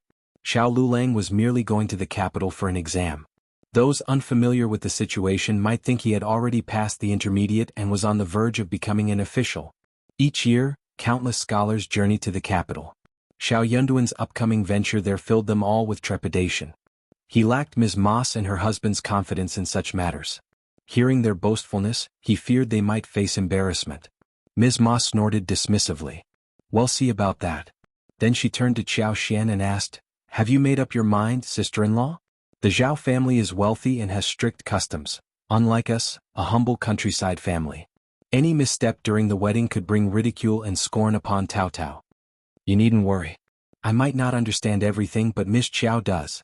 The first madam of the Lejing family has sent her trusted housekeeper to accompany Miss Chiao, so she can provide assistance. Ms. Ma's eyes widened in surprise, then she scoffed. Miss Chiao is young. What could she possibly know about such matters? The Yuezhing family isn't even here. How can we entrust Tao Tao's wedding to a mere servant? Xiao Xian couldn't contain her frustration any longer. Third aunt-in-law, you're mistaken. Auntie Hua, who serves elder aunt, is her right-hand woman and is incredibly knowledgeable. She's no ordinary servant. Her family owns hundreds of acres of land. With her guidance, Tao Tao's marriage will be secure. And if anyone dares to interfere behind her back, I won't stand for it. Ms. Fong grew irritated by Ms. Ma's remarks and retorted sharply, Auntie Hua is merely offering her assistance. What's wrong with that? Do you think I can't trust the housekeeper appointed by the first madam of the Yuezhing family and instead rely on a landowner's wife? Tao Tao's affairs won't be meddled with by an outsider. Ms. Ma could only watch them leave and spat after a while, muttering, Ungrateful wretches. Ms. Fong also vented her frustrations to Xiao Xian. In a neighboring village, there was a local squire whose son had attempted the cultivated talent examination multiple times without success. The squire hoped to gain favor with the first section of the family, wishing for Xiao Yunduan to intercede with the Lord to help his son advance to the intermediate examination. When the squire's family approached them, Ms. Fong promptly declined the offer and distanced herself from them, despite their persistent attempts. Fortunately, eldest uncle was discerning and made no commitments. But the squire's family persisted.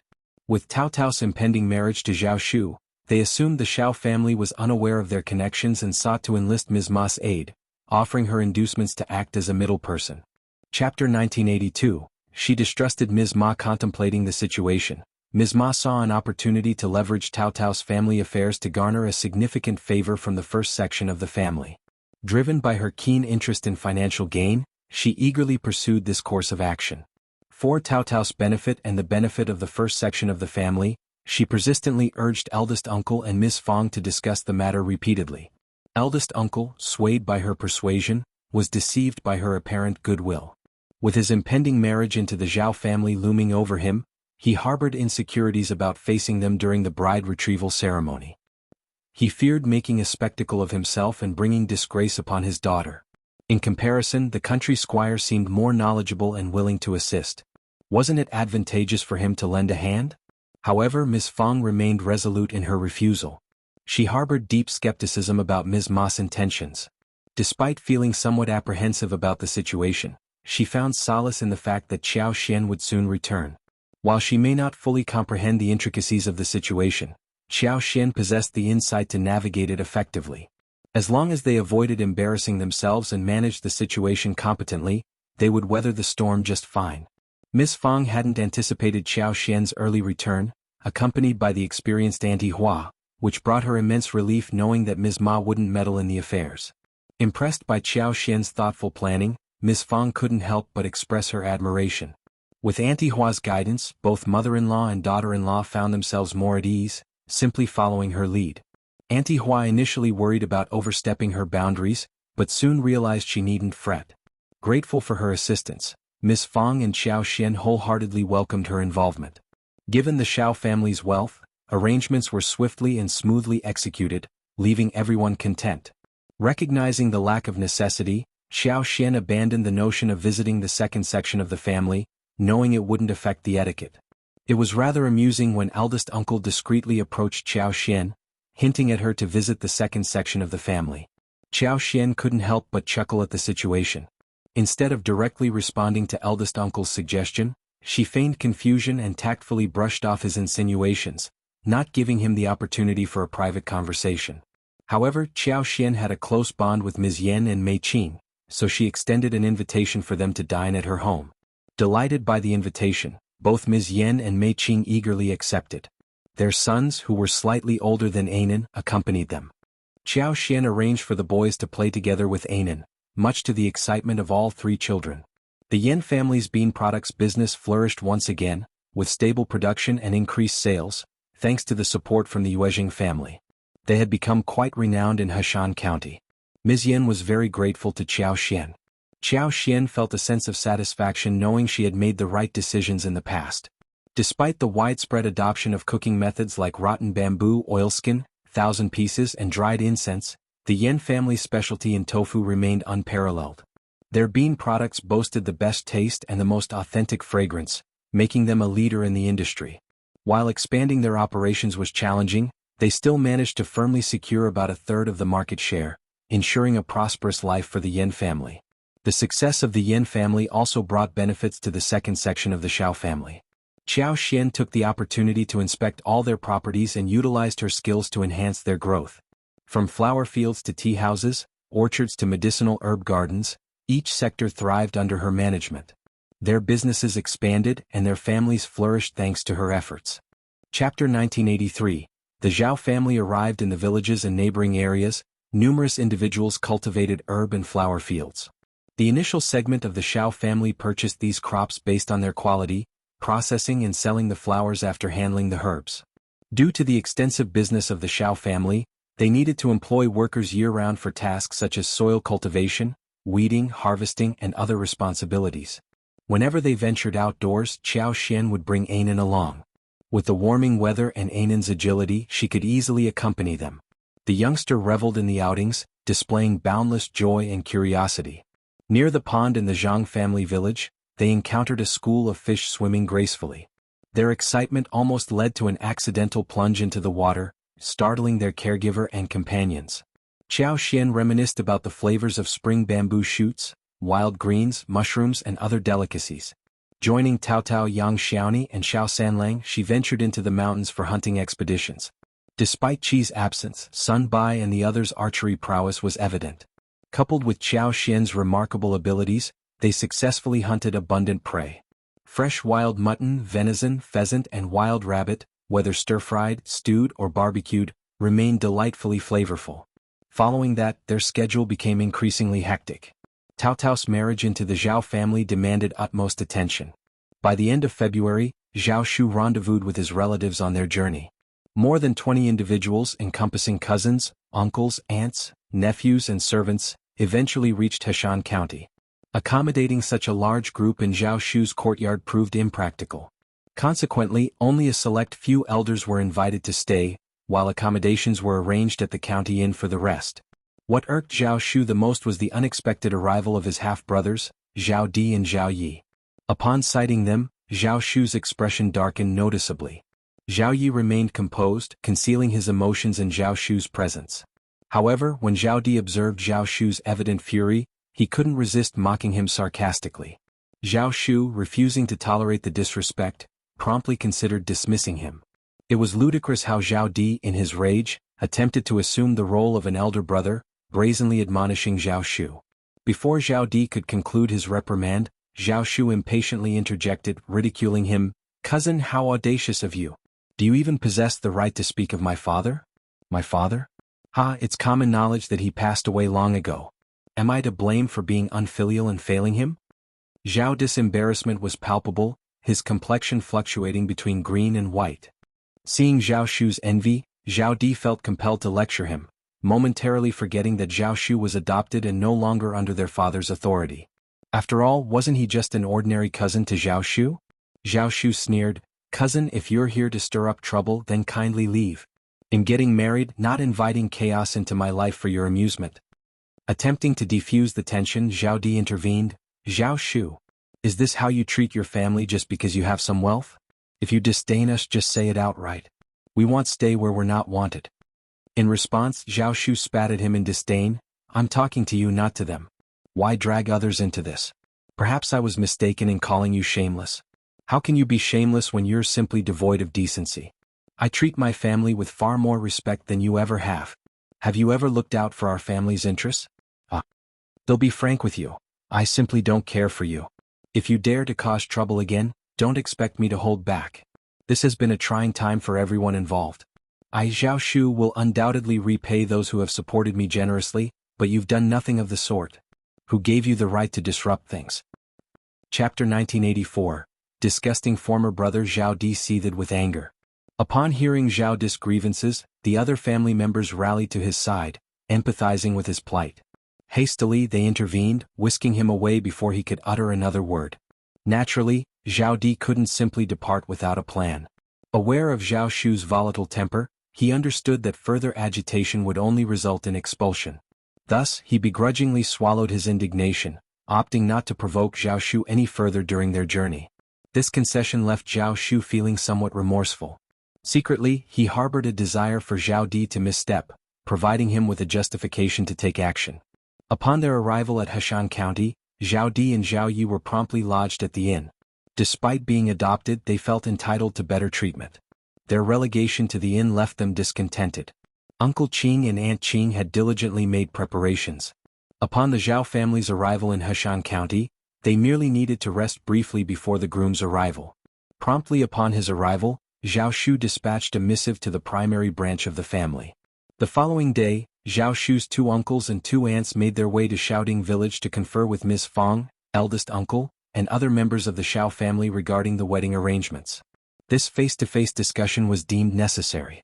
Thanks to Zhao Shu's prior correspondence, the first branch of the family was well prepared for the impending visit from the Zhao family. Upon the arrival of Zhao Shu's relatives, the courtyard of the first branch was meticulously cleaned, and everyone donned their finest attire, elevating their usual appearance without appearing ostentatious or out of place. Though not as affluent as Zhao Shu, the first branch of the Xiao family still enjoyed a level of prosperity far surpassing that of any other household in the village. However, when Uncle Zhao Shu and company departed for the village, Zhao Di somehow caught wind of their plans and insisted on tagging along.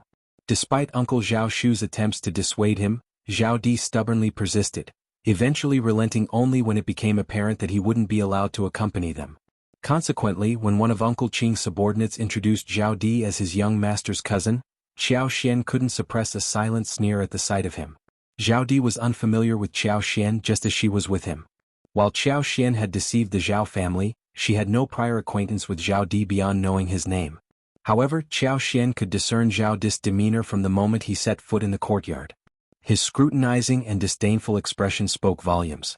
Miss Fang and eldest uncle remained oblivious to Zhao Di's intentions, extending warm greetings to the Zhao family, along with Miss Su and Xiao Dalong. They failed to detect any hint of animosity from Zhao Di. Unlike the others, Yang Xiaoni didn't appear naive. Despite the cordial reception extended by Ms. Fang and eldest uncle, she sensed something amiss with Zhao Di's attitude. Tugging at Xiao Xian's sleeve, she whispered, "Fifth sister-in-law, that's young Master Zhao's cousin. Why does he seem to harbor ill feelings and look down upon us?" Xiao Xian was taken aback but offered a reassuring smile to Yang Xiaoni. "I believe you, Yang Xiaoni, am not doubting your observations." Sensing Yang Xiaoni's earnestness, Xiao Xian continued, "I understand your love for Tao Tao, and I know you wouldn't speak ill of the Zhao family without cause. I witnessed it too, the eye-rolling and disdainful expression. You're right to be concerned. Who would roll their eyes at a wedding after all?" Chapter 1985. What does he mean? Xiao Xian chuckled softly and whispered, "Third sister-in-law, rest assured I believe you. Truth be told, I noticed it too." "Thank you." Yang Xiaoni sighed in relief. "But, what do you think he's up to?" Xiao Xian's expression turned sardonic. "He's certainly scheming something.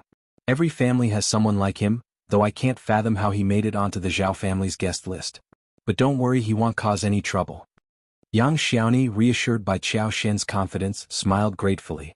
"That's a relief." The two women then entered the room and took their seats beside Miss Fang.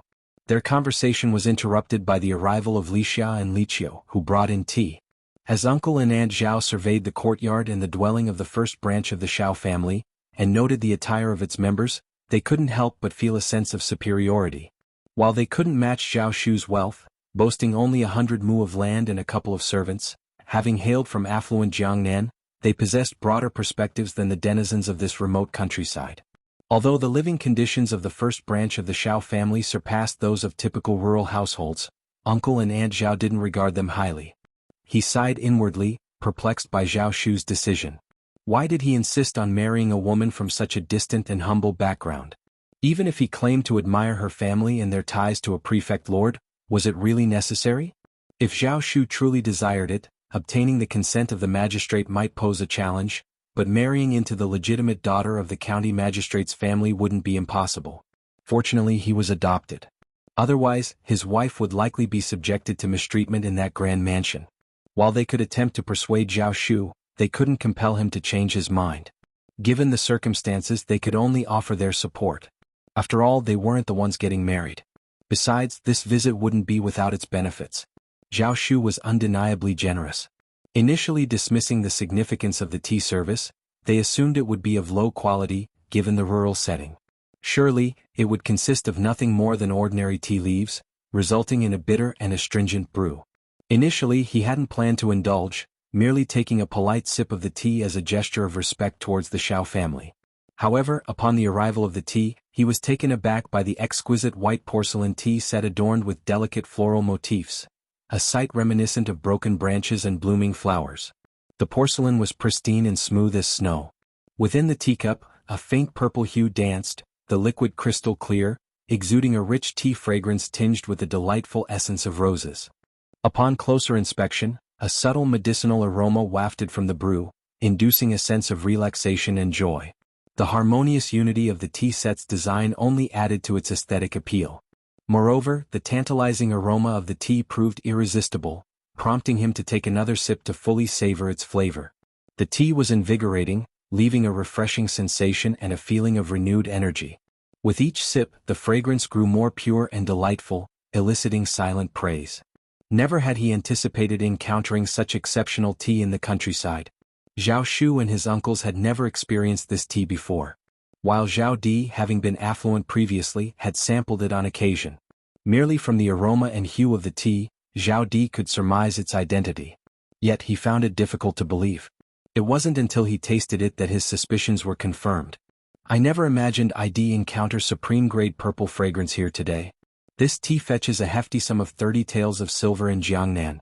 It seems Zhao Shu truly holds the Yu family in high esteem." Haha. The revelation left Zhao Shu and his uncles stunned. Supreme-grade purple fragrance? Could it truly be the renowned purple fragrance they were familiar with? Chapter 1986. Dumbfounded upon hearing Zhao Di's confirmation, it became undeniable. Not only was it purple fragrance, but it was also of the highest quality, supreme-grade purple fragrance. Valued at 30 taels of silver per tael, equivalent to an astonishing 300 taels of silver per caddy. It was worth noting that the tea they typically consumed at home cost only a little over 10 taels of silver per caddy. Even then, they weren't particularly keen on splurging. More often than not, they settled for tea leaves priced at 5 to 6 taels of silver per caddy, indulging in finer varieties on rare occasions. Zhao Shu's willingness to offer such luxury was remarkable. He had never shown such filial piety before. The Xiao family must be exceptionally fortunate. For a moment, a sense of unease settled upon them. Ms. Fang interjected, surprised by the revelation. We cultivate these tea leaves ourselves, it's not because of Shu. Qiao Xian with a knowing smile replied, Mom, they're guests.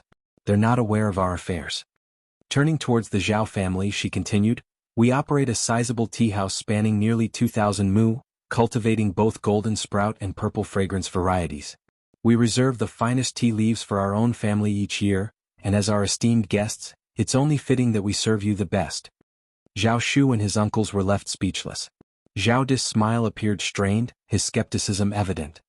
He forced a smile and remarked, your family's tea house exclusively cultivates these two tea varieties? They're quite rare. Tea seedlings aren't readily available. Could it be that you've been misled? Qiao Xian chuckled softly.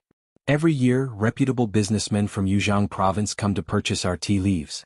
Golden sprout typically fetches around 40 taels of silver per caddy, while purple fragrance goes for about 100 taels of silver per caddy. Embarrassment washed over Zhao Di, rendering him speechless. He managed to force another smile and conceded, well, in that case you truly are fortunate. Zhao Shu must have provided these tea seedlings for your family, right? He's been quite generous to the Yu family, ha. Qiao Xian, wearing a puzzled expression, responded, why would you assume that? Our tea house was established before we met Zhao Shu. Zhao Di felt deflated. Unable to contain his curiosity, he inquired, where did you obtain the tea seedlings then? With a gentle smile, Qiao Xian replied, it's a rather lengthy tale. My husband procured a batch of tea seeds from a merchant, and we nurtured them ourselves. We didn't have high expectations, but all the tea seeds sprouted beautifully. My husband and sister-in-law are incredibly fortunate. They make an excellent match for young Master Zhao. Everyone laughed. Ms. Fang's delight was palpable, her smile radiant as she exchanged a meaningful glance with Qiao Xian. Unable to refute Ms. Fang's words, the uncles of the Zhao family joined in with compliments for Tao Tao, their smiles masking any lingering discomfort. Feeling slighted, Zhao Di couldn't comprehend how this discussion related to Zhao Shu's fiancée. Why was she receiving praise? Well, your family certainly seems fortunate. With your wealth, why haven't you purchased a home in the city and relocated? Living in a village can be quite inconvenient. Ms. Fang's expression soured at the suggestion. There are benefits to rural life as well. The villagers here are incredibly welcoming. This village is the foundation of our Xiao family. How could we simply uproot ourselves? Even if we're not lacking in funds, we mustn't forget our roots. Qiao Xian chimed in, my mother speaks the truth. However, we do own properties in the county and the province. We can comfortably reside here whenever necessary. Zhao Di found himself at a loss for words. Chapter 1987. Things are no longer the same. The uncle of the Zhao family shot Zhao Di a warning glance, then swiftly changed the subject, steering the conversation towards the upcoming wedding day. Despite refraining from vocalizing it, Zhao Di couldn't help but feel a pang of envy. The Xiao family seemed to possess a veritable treasure trove, abounding with tea mountains, gold mines, and a son who had risen to prominence as a primus. Moreover, the members of this family didn't appear to be ignorant or simple-minded. It became clear why Zhao Shu was adamant about marrying into this family. They had gathered to celebrate a joyous occasion, not to indulge in mockery directed at Zhao Di. If he persisted in making unwarranted remarks, he risked offending the Xiao family and incurring Zhao Shu's wrath. Even if Qiao Xian chose to overlook his behavior, Zhao Di couldn't expect leniency or favor in the future. While others might underestimate the Xiao family, Qiao Xian, being an official's wife, possessed keen discernment. Despite Zhao Di's thinly veiled sarcasm, he couldn't outsmart her. Action needed to be taken. Though seething with anger and resentment, Zhao Di dared not defy the elders of his clan. He could only clench his jaw in frustration and keep his thoughts to himself. The circumstances had changed drastically. Their family had fallen from grace, relegated to a small town far from Yangzhou. They now had to eke out a living tending to meager farmland and a handful of struggling shops. Who cared about these pretentious elites and highbrow individuals in the clan anymore? Now they were all scrambling to ingratiate themselves with that despicable Zhao Shu. Even the impoverished peasants of the Xiao family were shamelessly trying to win their favor. Once again Zhao Di harbored resentment towards his father. Why did he ever agree to let Zhao Shu be adopted? Why did he consent? If not for that decision, Zhao Shu wouldn't hold such sway today. With Zhao Di refraining from stirring up trouble, the two families conversed amiably. Auntie Hua offered guidance, while Qiao Xian facilitated the discussion. Everything proceeded smoothly, and the Zhao family was thoroughly impressed by the Xiao family's thorough preparation. With the plans settled, there was little cause for concern. All they had to do now was await the wedding day. After the discussion, Miss Fang and eldest uncle extended an invitation for lunch, which the Zhao family graciously accepted. Miss Fang promptly arranged a room for their guests to rest in and instructed Miss Su to escort them there to relax. She assured them she would summon them when lunch was ready. Following the lengthy deliberation, the Zhao family grew weary. They expressed their satisfaction with Miss Fang's considerate arrangements and conveyed their gratitude with warm smiles. In the designated rest area, hot tea accompanied by an array of fruits and snacks awaited them. While the tea remained supreme-grade purple fragrance, the snacks appeared to be standard fare, likely procured from the county city. However, the freshly peeled and sliced peaches, juicy oranges, diced dragon fruits, pears, cantaloupes, washed blueberries and honey-drenched pineapple were exceptionally enticing. Some of the fruits were unfamiliar to them, leaving them intrigued. Learning that these fruits hailed from the Xiao family's orchard only heightened their admiration and stirred their emotions further. Upon sampling the fruits, they were met with a burst of fragrance, freshness and sweetness. Impressed, they showered the offerings with praise, acknowledging their exceptional quality and refraining from underestimating them in any way. What the Xiao family possessed, they lacked, leaving no room for disdain. Lunch was served with separate seating arrangements for men and women, each group seated in the dining hall and the flower hall respectively. Despite the segregation, the meal consisted of identical fare, 12 dishes and a soup. Chapter 1988. He has no good intentions. Aware of their guests' origins from Jiangnan, Qiao Xian instructed the preparation of light dishes for lunch. The spread included steamed mandarin fish, tea-flavored shrimp, white-cut chicken, white meat with garlic paste, and sea cucumber with scallions, among others. As they were about to commence the meal, Zhao Di was conspicuously absent. He had purportedly gone for a stroll in the village, prompting Xiao Dalong and Xiao Sanlang to retrieve him for dinner. Upon locating Zhao Di, Xiao Sanlang found him engaged in conversation with fifth Grandma Ding, who appeared animated and pointedly addressing him. Aware of the strained relationship between their families, Xiao Sanlang refrained from intervening, simply escorting Zhao Di back home. Throughout the journey, Zhao Di exhibited an air of smugness, as if he held something over Xiao Sanlang. He stole several furtive glances at him along the way. Upon reconvening for dinner, the Zhao family was taken aback by the sight of the sumptuous spread before them. However, reflecting on the Xiao family's extensive tea house, they surmised the source of the lavish meal. With a tea house boasting a vast supply of supreme-grade purple fragrance and golden sprout, it was only natural for the Xiao family to present a table laden with exquisite dishes. The unexpectedly delectable flavors further heightened the Zhao family's satisfaction. Following the meal, the Zhao family departed contentedly, both parties parting ways on amicable terms, eagerly anticipating the upcoming wedding. Before bidding farewell, the Xiao family graciously bestowed gifts upon the two aunts of the Zhao family, who received them with heartfelt gratitude. As for Zhao Di, he was not seen off as an elder, for he did not hold such a status. Miss Fang harbored no fondness for this particular young master of the Zhao family, finding him incessantly vexing and prone to causing trouble. Yet, she hesitated over the decision to exclude him.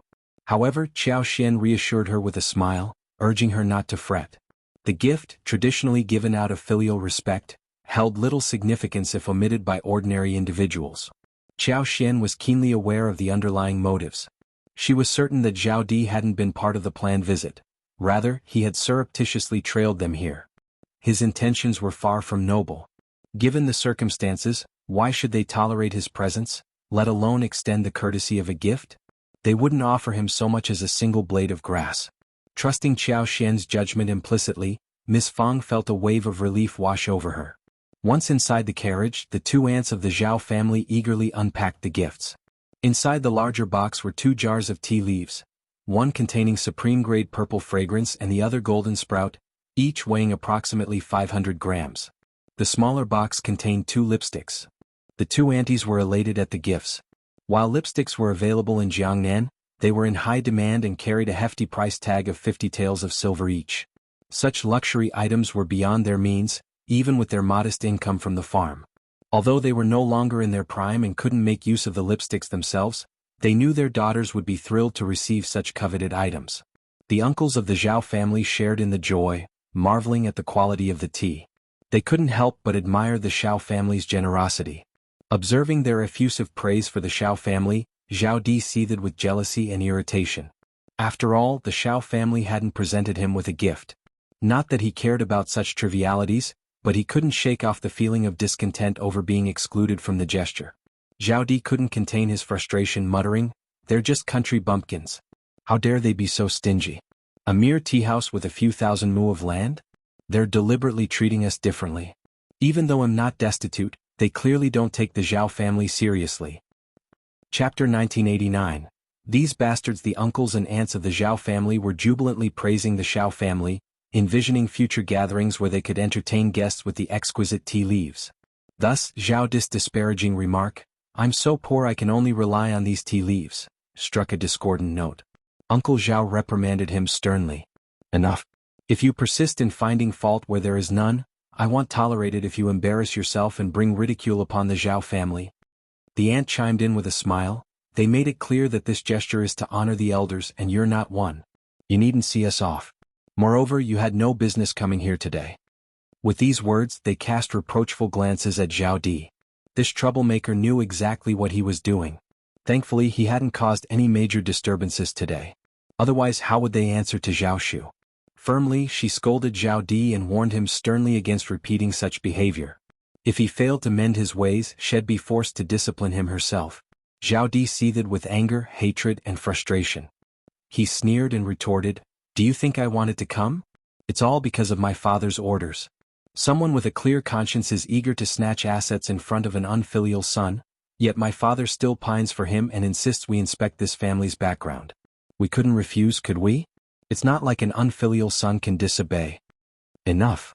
Uncle Zhao's voice cut through the air, his expression icy. "Sorting out family affairs is no easy task.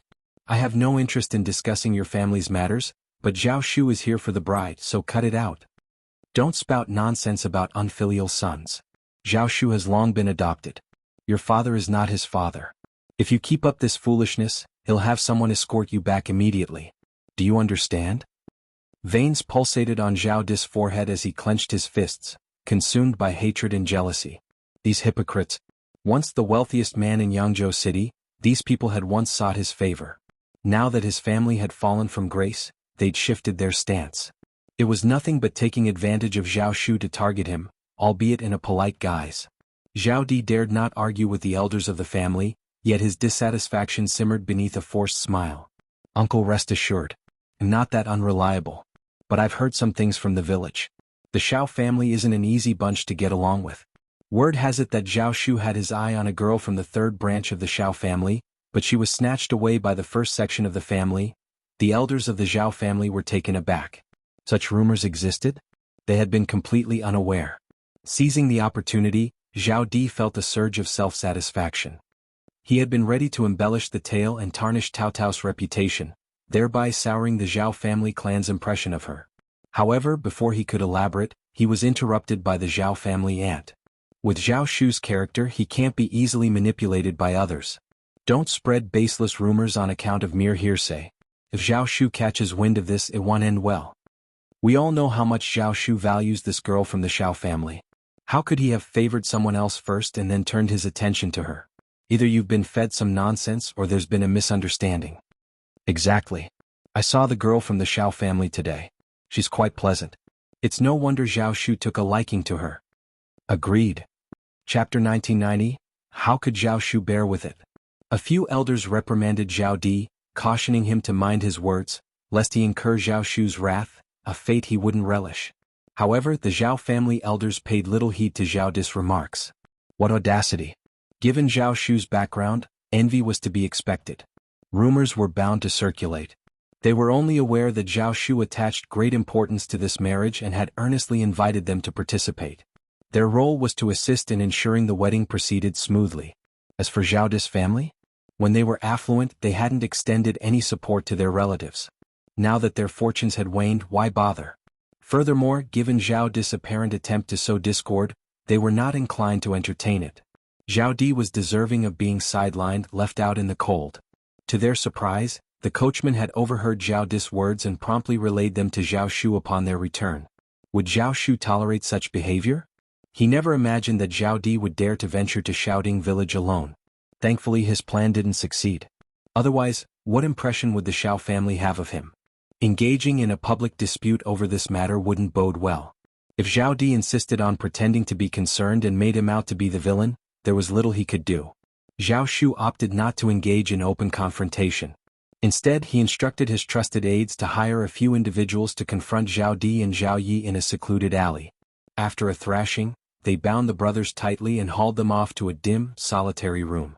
In their bruised and terrified state, Zhao Di and Zhao Yi's eyes betrayed their fear upon seeing Zhao Shu. Refusing to appear weak in front of Zhao Shu, Zhao Di forced a semblance of dignity and spat out bitterly, "Zhao Shu, you're truly ruthless. You orchestrated this against us. Once father learns of this, he won't spare you." Zhao Shu scoffed derisively. "Your father can do as he pleases. If you find your life too comfortable now, feel free to provoke me anytime. Face one, I'll handle one. Bring two, I'll deal with both." Zhao Yi interjected, "We traveled all this way to attend your wedding celebration. Is this how you repay us?" Zhao Shu pointed accusatorily at Zhao Di. "Then you should ask your dear elder brother what he's done. While I initially overlooked you and couldn't be bothered, your continued provocations leave me no choice. You needn't attend my wedding, just stay put." Zhao Shu paid no heed to Zhao Yi's protests and swiftly departed, leaving instructions for someone to keep watch over the two brothers. What use were such nuisances if not to be dealt with? Zhao Yi suppressed his frustration and turned to Zhao Di for an explanation. With a face contorted in anger, Zhao Di didn't mince words. Through gritted teeth, he recounted his actions. Zhao Yi's expression darkened. "Brother, your actions were rash." Sneering, Zhao Di retorted, "I couldn't stand his smug demeanor. I wanted to make things difficult for him." Seeing Zhao Di's unyielding stance, Zhao Yi closed his eyes, choosing to remain silent. Originally, Zhao Yi had planned to deliver a substantial blow on the day of Zhao Shu's wedding, hoping to sabotage the marriage and potentially turn the Xiao family against Zhao Shu. Aware of the Xiao family's prominence and the influence of Lord Xiao in An's province, he saw an opportunity for his family to reclaim the assets Zhao Shu had seized. Yet, all his plans were shattered by his brother's impulsive actions. Desperate to leave, Zhao Yi attempted to reason with the guards, all of whom were Zhao Shu's trusted aides. But they remained stoically silent, offering no response beyond their basic duties of delivering meals and ensuring the brothers' basic needs were met. Chapter 1991. Wedding. As for Zhao Yi's attempts at pleading and his benevolent request for assistance in delivering a message to Zhao Shu, they were simply ignored. As for Zhao Shu, he did not visit after that day. He was preoccupied with preparing for his role as the groom. How could he find the time to entertain such requests? The Zhao clan members quickly realized that Zhao Di and Zhao Yi had vanished. When questioned, Zhao Shu casually mentioned that they had prior engagements and had departed. No one pressed the matter further, knowing the temperament of the Zhao family. In no time it was the day of the bridal escort. On this busy day, both sides were bustling early in the morning. At the Xiao family's estate, Tao Tao, as the bride-to-be, rose at dawn to bathe, change into her ceremonial attire and adorn herself. While an ordinary countryside girl might not observe such elaborate rituals, Tao Tao, now marrying into the affluent Zhao Shu's family as the sister of the prefect lord, meticulously followed tradition. Fortunately, Auntie Hua was well versed in the procedure, and everyone followed her arrangements diligently. In Heshan County City, Zhao Shu was brimming with joy. He asked repeatedly if it was time, eliciting teasing remarks from everyone around him. Finally, the moment arrived. With a radiant smile, he swiftly mounted his horse, prompting even more playful banter. Amidst the spirited beats of drums, the bridal escort procession embarked towards Xiaoding village. As the bridal entourage approached, eager onlookers who had rushed out to catch a glimpse hastily dashed back to the village to spread the news. The first section of the Xiao family also received word. As the procession entered the village, the already jubilant music of the bridal entourage soared to even greater heights. Encircled by villagers and delighted children darting around, the atmosphere brimmed with liveliness and merriment. Since the uncles and aunts of the Zhao family had previously visited Xiaoding village and received such generous gifts, they spoke highly of the Xiao family in front of their fellow clansmen. Furthermore, with Zhao Di and Zhao Yi detained by Zhao Shu's orders, there were no disruptions to spoil the smooth proceedings. Today, everything unfolded seamlessly, unlike the previous occasion when Zhao Di had caused trouble with his sarcasm. Symbolically blocking the door, Zhao Shu successfully entered the first section of the family's house. Amidst the laughter and well wishes, he finally approached his bride. As Tao Tao was veiled in red and carried onto the bridal sedan chair by Xiao Dalong, Zhao Shu's eyes remained fixed on her, his smile beaming with delight. With the bride's departure from the pavilion, the dowries followed in a grand procession, numbering a staggering 99. The villagers of Xiaoding as well as the Zhao clan members were left astounded and impressed. The wealth of the Xiao family was truly remarkable. Initially, there were skeptics among the villagers who doubted the tales shared by the visiting uncles and aunties from the Zhao family. However, witnessing the extravagant display of wealth firsthand, they had no choice but to accept the truth.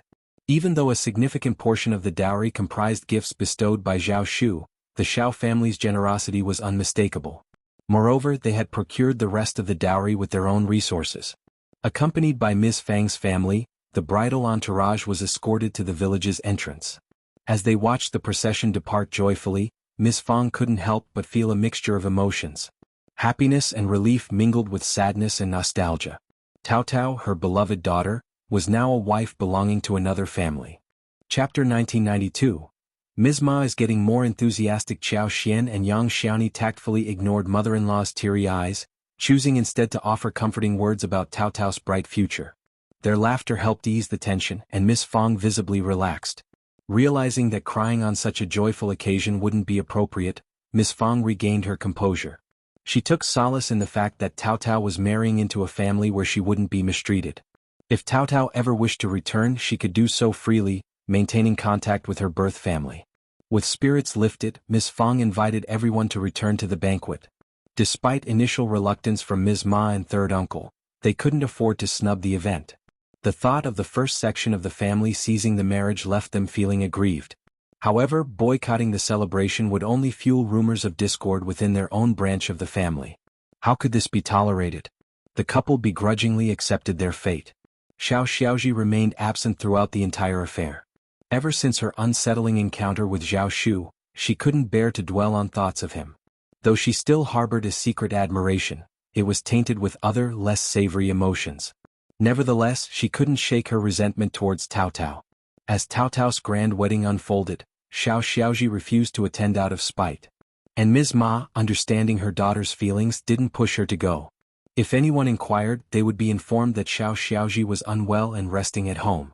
When questioned about Xiao Xiaoda's absence, Ms. Ma's response dripped with jealousy. Suspecting ulterior motives behind the inquiry, she haughtily proclaimed that her Xiaoji wasn't in a rush. Once her husband Lu Lang ascended to a high-ranking position in the capital, they would secure a prestigious match for Xiaoji from an official family. If a brother who has risen to a high position doesn't look out for his sister, then who will? They share the same blood. Xiaoji must marry into an official's family, no question about it. The status of an official's wife is prestigious and esteemed. Who wouldn't show respect to her? She's in a league of her own compared to mere rich folks and businessmen. Ms. Ma's fervor only intensified as she spoke, displaying a clear disdain for businessmen. Her words left the relative who had inquired feeling deeply embarrassed.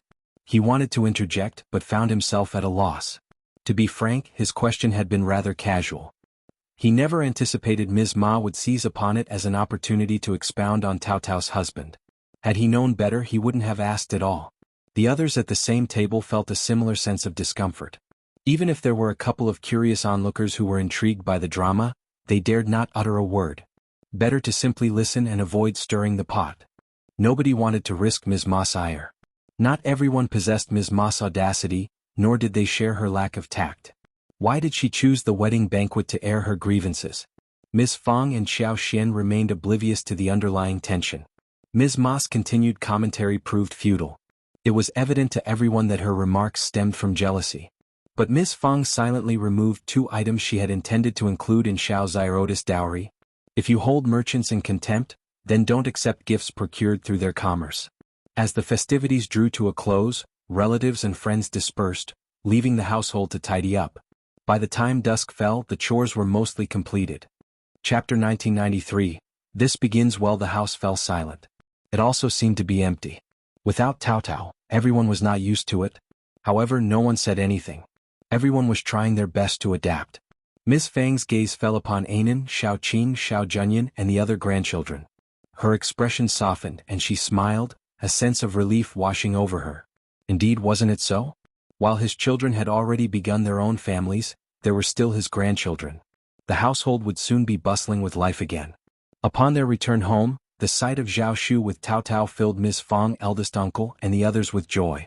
Their hearts swelled as they witnessed Zhao Shu's tender care for Tao Tao, and the respectful demeanor of the Zhao family servants towards her.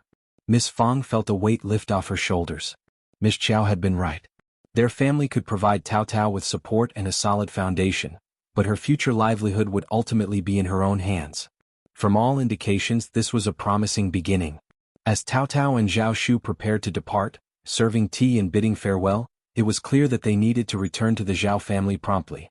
Zhao Shu had the responsibility of introducing Tao Tao to the elders and the broader family lineage, tasks of utmost importance that couldn't be delayed. Both Miss Fang and eldest uncle concurred with this decision. After a lively lunch, Miss Fang took Tao Tao aside, holding her hand as they conversed privately. She imparted advice, guiding Tao Tao on what lay ahead. Later, Tao Tao informed Xiao Xian that she and Zhao Shu planned to visit fifth brother and fifth sister-in-law in An's province after departing from the Zhao family clan. Xiao Xian nodded approvingly, his smile warm. No need to worry. I believe brother-in-law enjoys exploring too. Take your time, we'll meet eventually. As the clock struck past 4 in the afternoon, Tao Tao reluctantly bid farewell, unable to linger any longer. With Zhao Shu by her side, she departed. Miss Fang remained in a daze even after Tao Tao's departure. Her little Tao Tao was truly married now. Initially, Miss Fang had assumed that Xiao Xian and her son would return to An's province after Tao Tao's departure, leaving her feeling disheartened. The sudden departure of everyone all at once was difficult for her to accept. Upon hearing Xiao Xian's announcement that she would stay home for another 7 or 8 days, Miss Fang couldn't contain her joy and readily agreed. During those subsequent days, Xiao Xian wandered around the estate once more, paying particular attention to the flower field and the tea house. Tao Tao had been responsible for overseeing the flower field, and upon her departure, she entrusted it to Chunyu. As Tao Tao's assistant, Chunyu was well versed in every aspect of the task, and her heart brimmed with joy at the responsibility bestowed upon her. Meanwhile, Miss Su and Yang Xiaoni expressed eagerness to assist but soon realized they lacked the expertise to fulfill Tao Tao's duties, ultimately resigning from the endeavor. Handing over the responsibility to Chunyu was deemed a wise decision. Both Miss Su and Yang Xiaoni felt that as long as it wasn't entrusted to someone else, everything would be fine. Otherwise, it would be too embarrassing for them to handle. Xiao Xian stayed at home for a few more days and stayed at First Madam's place for 3 days. She checked the orchards outside the city, and it was almost April when she returned to the state city of An's. After a lengthy journey, they were finally reunited. Xiao Yunduan remained with Xiao Xian for a few days. Late spring had already ushered in scorching temperatures. Within the final stretch of spring, various flowers and trees brimmed with energy, preparing for the impending summer. The air hung heavy with the sweet scent of blossoms, inducing a sense of lethargy and drowsiness. It was a time when warmth enveloped everything, coaxing people into a state of relaxation, disinclined to engage in any activity. Following a period of rest and recuperation, Xiao Xian caught up with Songshi, Mian Mian, and the others. Subsequently, she summoned Kaiyue and Kaihua, inquiring about any transpired events within the mansion during her absence. Chapter 1994. This is ridiculous. Xiao Xian's inquiry was merely casual. As the mistress of the house, she was merely displaying her demeanor. She hadn't anticipated any significant events occurring within the residence. Her husband's unwavering attachment to her was evident in his gaze, doting, gentle, and brimming with genuine affection. Such sentiments couldn't be feigned. To her surprise, Kaiyue and Kaihua exchanged a peculiar smile. "We've been waiting for the right moment to inform you, madam.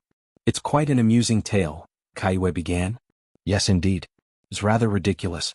"Madam, consider it more of a jest," Kaihua chimed in. Perplexed, Xiao Xian shot them a quizzical glance. "You're both being cryptic. Just tell me what's going on." She had assumed that any trouble brewing would involve the Mei family, but it turned out to be the Fan family. It appeared that Fan Rian's daughter, Bai Ruerue, had collided with Xiao Yunduan's carriage while Xiao Yunduan was inspecting the road construction near the Fan family's estate. Bai Ruerue, perhaps lost in the scenery, had failed to notice the approaching carriage. Thankfully, Yi was at the reins that day. His strength allowed him to swiftly pull the reins, redirecting the carriage with a forceful maneuver.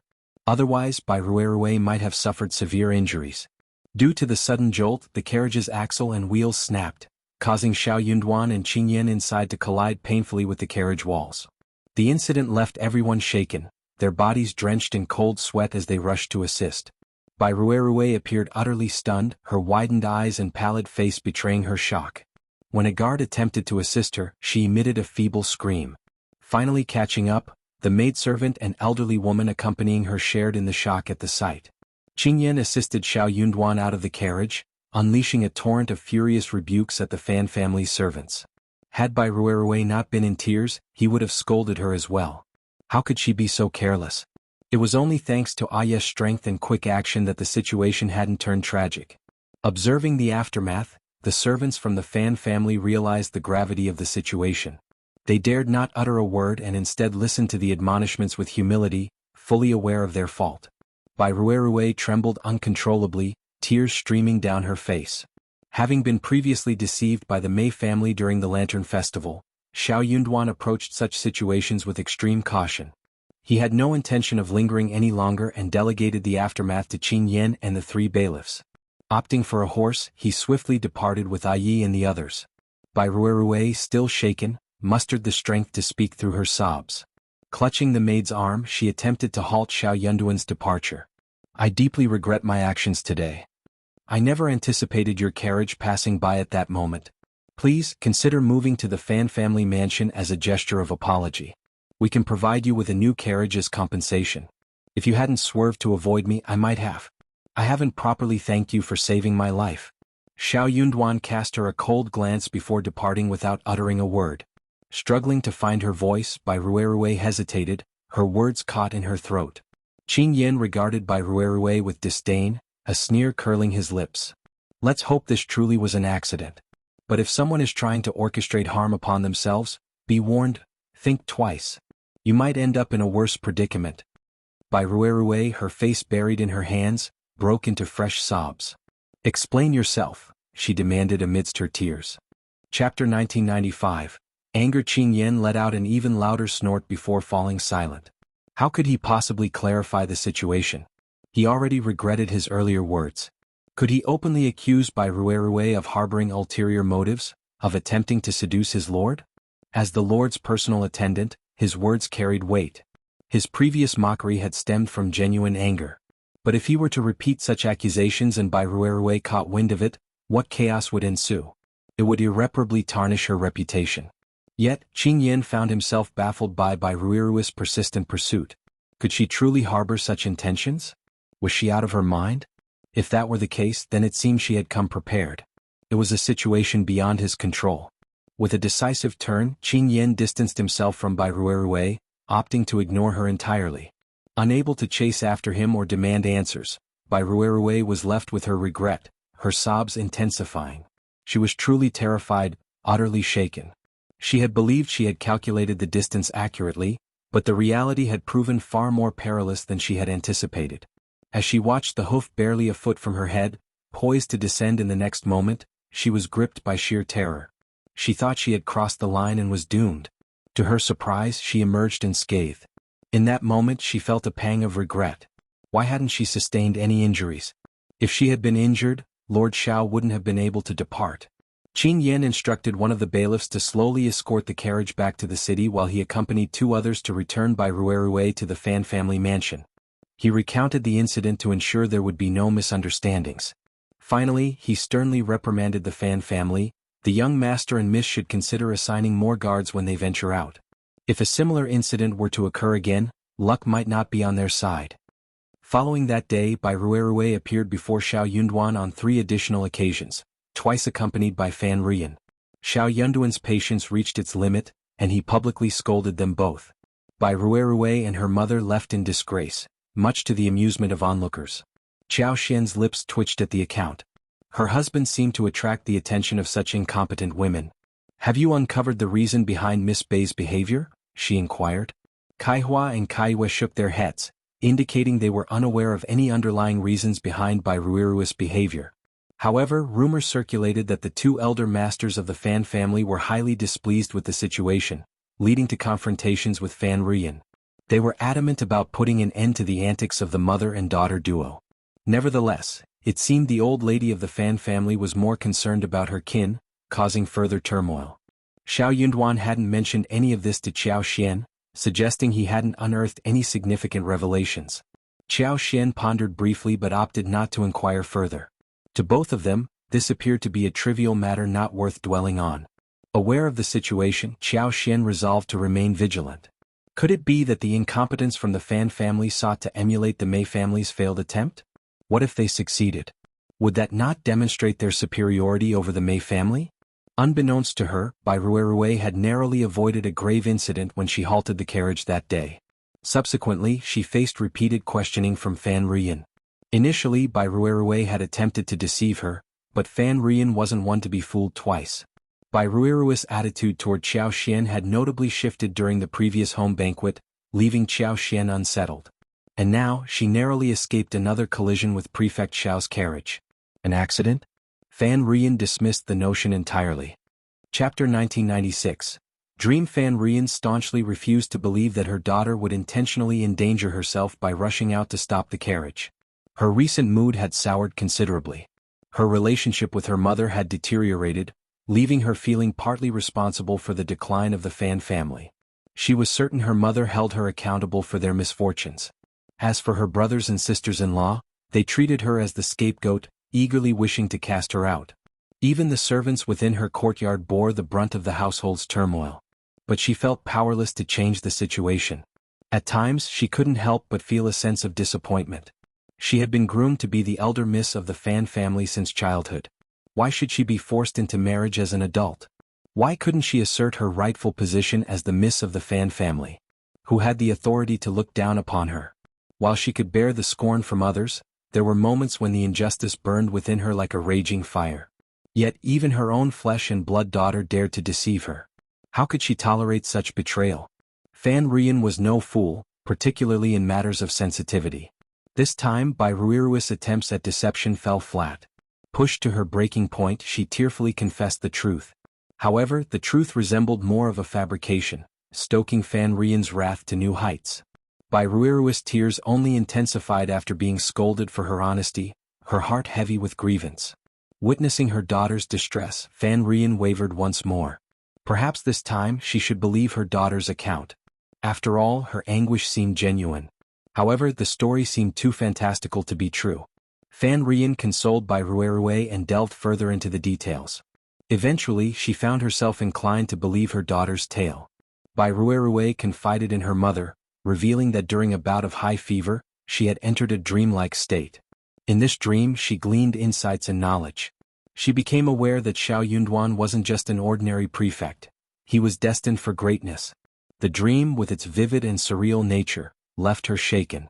Initially skeptical of such phenomena, Bai Ruirue found herself astounded when events unfolded in the following days, aligning with her dream. In light of this revelation, how could Bai Ruirue harbor any doubts? Moreover, considering Xiao Yunduan's remarkable achievements at such a young age and his promising future, it was plausible that he would encounter influential figures even in the remote region of An's province. With the impending closure of the village shop, Bai Ruirue couldn't bear to let the opportunity slip through her fingers. If the chance was within reach, why should she relinquish it? Regardless of the risks, getting close to Xiao Yunduan seemed like a gamble worth taking.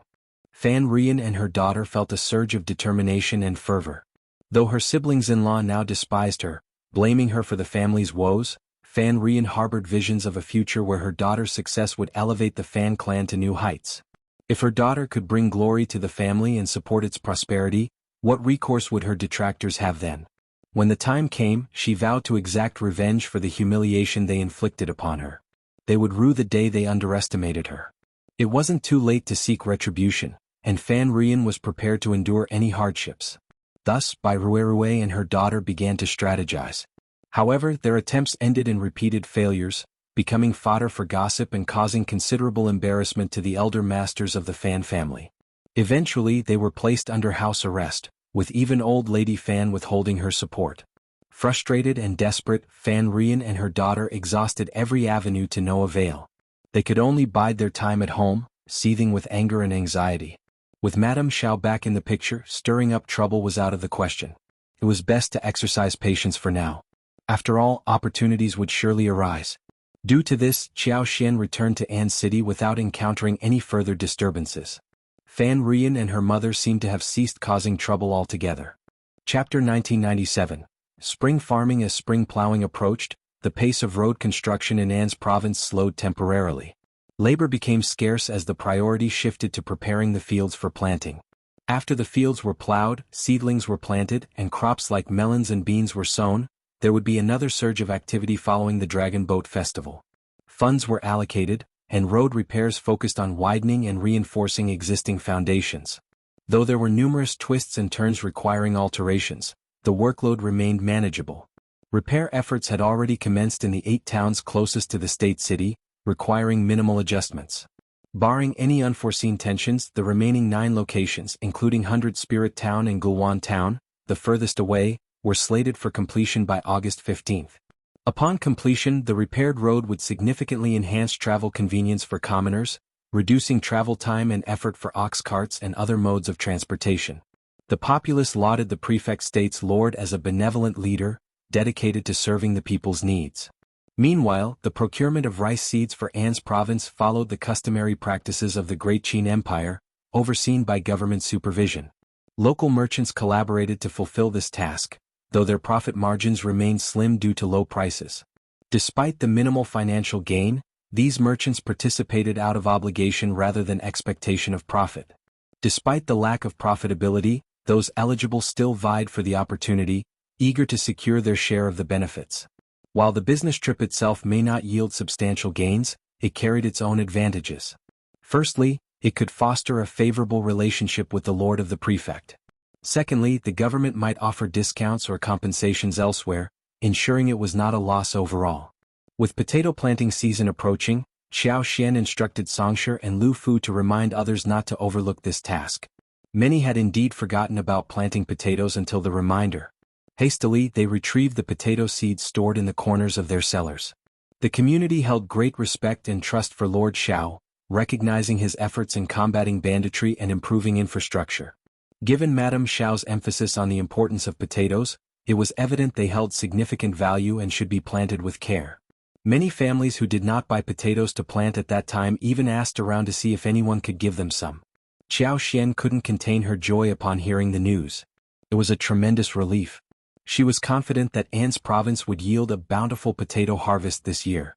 With the successful cultivation this year, future reminders would become unnecessary as the scale of potato cultivation naturally expanded. The versatility of potatoes made them invaluable. They could serve as both a staple food and a vegetable. It would be foolish not to plant them. Although An's province boasted abundant fields, potatoes were undeniably a game-changer. Qiao Xian and Xiao Yunduan had become prominent landowners in An's province, with ownership of 60,000 mu of fertile land, a significant holding. However, Qiao Xian entrusted the management of the planting to the housekeeper, showing little interest in the specifics. She merely visited occasionally to inspect new crops like peppers, star anise, and spices, applying her expertise to ensure optimal growth. With the spring plowing season underway and no major issues to attend to, Qiao Xian found herself with ample free time. With peace reigning in the countryside and Jia Heming's capable leadership, troublemakers were deterred. Taking advantage of the lull, Xiao Yunduan and Qiao Xian decided to treat Anan to a visit to Liuhe Manor for a few days. Chapter 1998. Liuhe Manor. Liuhe Manor was steadily taking shape, with both the upper and lower sections of the mountain estate already constructed. Every detail was meticulously attended to, with completion expected by year's end. The main courtyard was now inhabitable, offering Qiao Xian and her companions a comfortable place to stay for a few days. Despite it being the prime season for planting and animal husbandry, Qiao Xian couldn't shake off her concerns about leaving them unattended. On this particular day, they set out quietly with a small entourage. The road leading from the official route to Liuhe Manor had been funded by Qiao Xian herself. It was her first time walking along it since its completion. The road was impressively wide, accommodating the passage of 2 carriages with ease. In accordance with Qiao Xian's specifications, the road surface was covered with a layer of gravel, compacted by massive rolling stones to minimize the roughness typical of dirt roads. Despite the durability of a dirt road, it was prone to developing potholes of various sizes over time, especially after exposure to the elements. Additionally, it was susceptible to water accumulation. A gravel road offered superior resilience in these regards. Resistant to the elements and facilitating faster drainage, the gravel surface promised quicker drying, even in the face of wind and rain. Trees were planted along both sides of the road, spaced evenly to create a symmetrical appearance. Approximately 5 miles along the official road, the landscape transitioned to pine trees, followed by Yinxing trees further ahead. The Yinxing saplings, each the size of an egg, already towered over human height. Tall and slender with sturdy main stems and long delicate branches, they were a vibrant sight in late spring as their leaves unfurled. Though still young, they exuded a vitality that promised eventual shade and shelter from the sun. Empowered by Qiao Xian's influence, these trees would grow at an accelerated rate, transforming the road significantly within just 2 years. The mountainside was dotted with farms, sparking Qiao Xian's excitement at the prospect of staying there. She marveled at the advanced facilities and expansive vistas. From her vantage point, she could admire the starry skies at night and revel in the misty mornings, basking in the beauty of the rugged wilderness. However, Xiao Yunduan gently suggested, perhaps it's best to stay at the foot of the mountain. Climbing up and down multiple times a day can be quite exhausting, don't you think? Though Qiao Xian hadn't considered this aspect, his words prompted her realization that ascending the mountain would indeed be time-consuming and laborious. Grateful for his insight, she chuckled nervously. You're right. I hadn't thought of that. In that case, they'll stay at the foot of the mountain. It's much more convenient. It was a shame. There was something special about living on the mountain. Seeing the longing in Qiao Xian's eyes, Xiao Yunduan offered a solution. We can spend the night on the mountain before we leave and return home the following day. Qiao Xian's face lit up with joy as she eagerly agreed. The manor at the mountain's base had been anticipating their arrival and was fully prepared. Songshi personally led his men to receive them, offering warm greetings before guiding them to the main courtyard.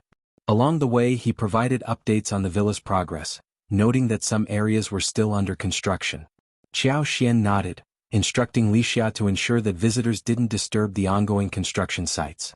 After checking in with Songshi, she strolled to the farmstead and spent time with Anan, refraining from venturing further.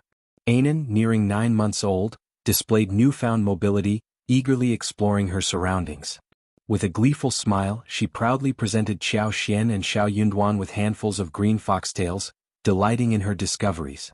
The next day, Nanny and the others were still playing with Anan in the manor, while Xiao Yunduan was going out with Qiao Xian. Chapter 1999. Mountain. At this time of year, the outdoors teemed with mosquitoes and various insects, especially in the mountainous regions where strange bugs and ants abounded. Anan, being fair-skinned and delicate, was a prime target for mosquitoes. Staying within the confines of the manor provided a safer environment. Anan remained captivated by the novelty of the surroundings.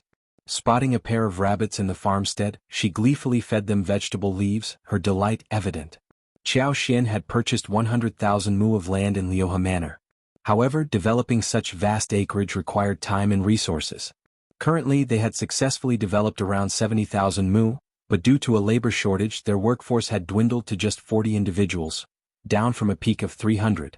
Considering the challenges posed by the mountainous terrain, mosquitoes, snakes, ants, and rampant wild grass, Qiao Xian and Xiao Yunduan decided to halt further exploration for the time being and wait for autumn and winter.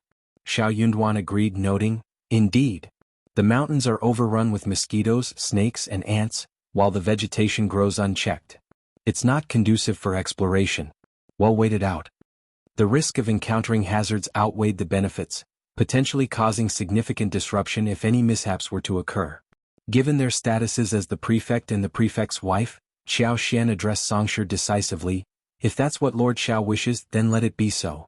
Inform the workers to depart tomorrow. Make sure to remember their names, and when we hire more labor in late autumn, prioritize rehiring them." Songshi readily acquiesced, offering a smile as he pledged to convey the instructions to the workers personally.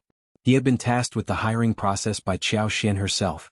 Having overseen numerous hirings in the past, Songshi understood the intricacies involved. Wages, daily meal allowances, medical supplies, tools for cultivating the wasteland. Each aspect required meticulous handling to prevent any mismanagement.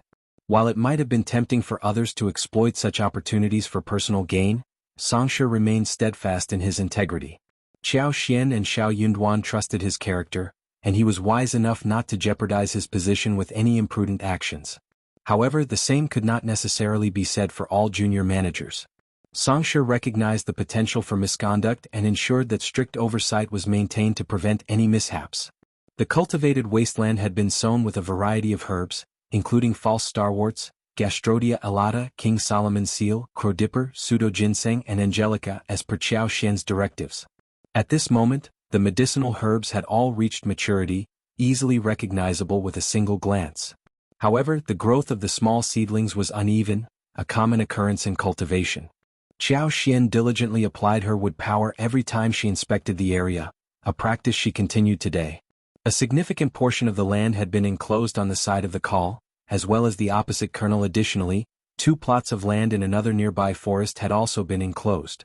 Within these enclosures, tall and spacious wooden sheds and houses had been constructed, surrounded by a flat expanse of land adorned with lush grass, plentiful bushes and several towering trees. Massive rocks adorned with various vines added to the natural beauty of the surroundings. Observing from a distance, Xiao Xian and Xiao Yunduan admired the scene. Throughout the area, chicken farms dotted the landscape. Currently, one of these farms housed 500 chickens, consisting of 100 adults and 150 young chicks weighing less than a catty. In the future, only 2 out of the 4 areas would raise chickens simultaneously, with a rotation every 2 years. If you find any errors, ads pop up, ads redirect, broken links, non-standard content, etc., please let us know reports so we can fix it as soon as possible. Chapter 2000. Chicken Farm. From a distance, Xiao Yunduan could observe a flock of chickens roaming within the enclosure, their movements occasionally intercepted by the fishing nets. Every so often, the air was filled with the resonant crowing of roosters. I made inquiries specifically about villagers skilled in poultry farming. They hired workers for 2 taels of silver a month and dispatched 3 clever assistants to provide aid. They've also been learning some valuable techniques. This old man is truly competent. He's been tending to these chickens since they were mere chicks. When he acquired them, there were just as many as there are now. Once they mature, we can acquire more. Xiao Xian had determined the appropriate size for each chicken farm, each accommodating up to 6,000 chickens. However, it was still too early for that scale of operation. Additionally, several mu of land remained at the base of the chicken farms, designated for cultivating vegetables to feed the poultry. Xiao Xian smiled. Proceed with caution, no more than 1,000 chickens this year. Songshi felt the allocation was rather conservative. He wanted to voice his opinion but hesitated. Eventually he acquiesced, saying, "Understood." Xiao Xian gave him a meaningful glance and offered a reminder.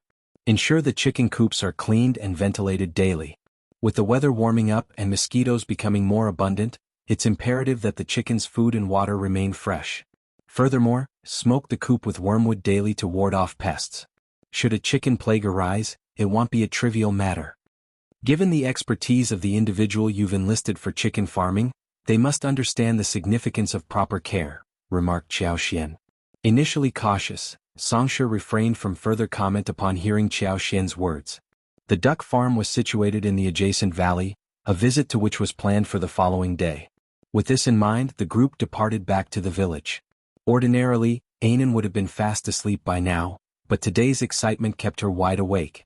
As Xiao Xian and Xiao Yunduan approached the village, they could hear Ainen's delighted laughter ringing out from afar.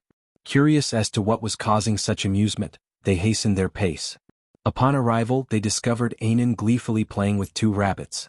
One of the rabbits had its leg tied with a rope, the other end of which Ainen held firmly. With evident pride, Ainen repeatedly exclaimed, "Bunny! Bunny!" as she paraded around with the restrained rabbit. The nanny and maidservants present joined in the laughter, thoroughly enjoying the spectacle. Spotting her parents, Ainen's joy only intensified. Steadied by the nanny, she dashed toward Xiao Xian and Xiao Yunduan, still clutching the rope and proudly displaying her furry companions.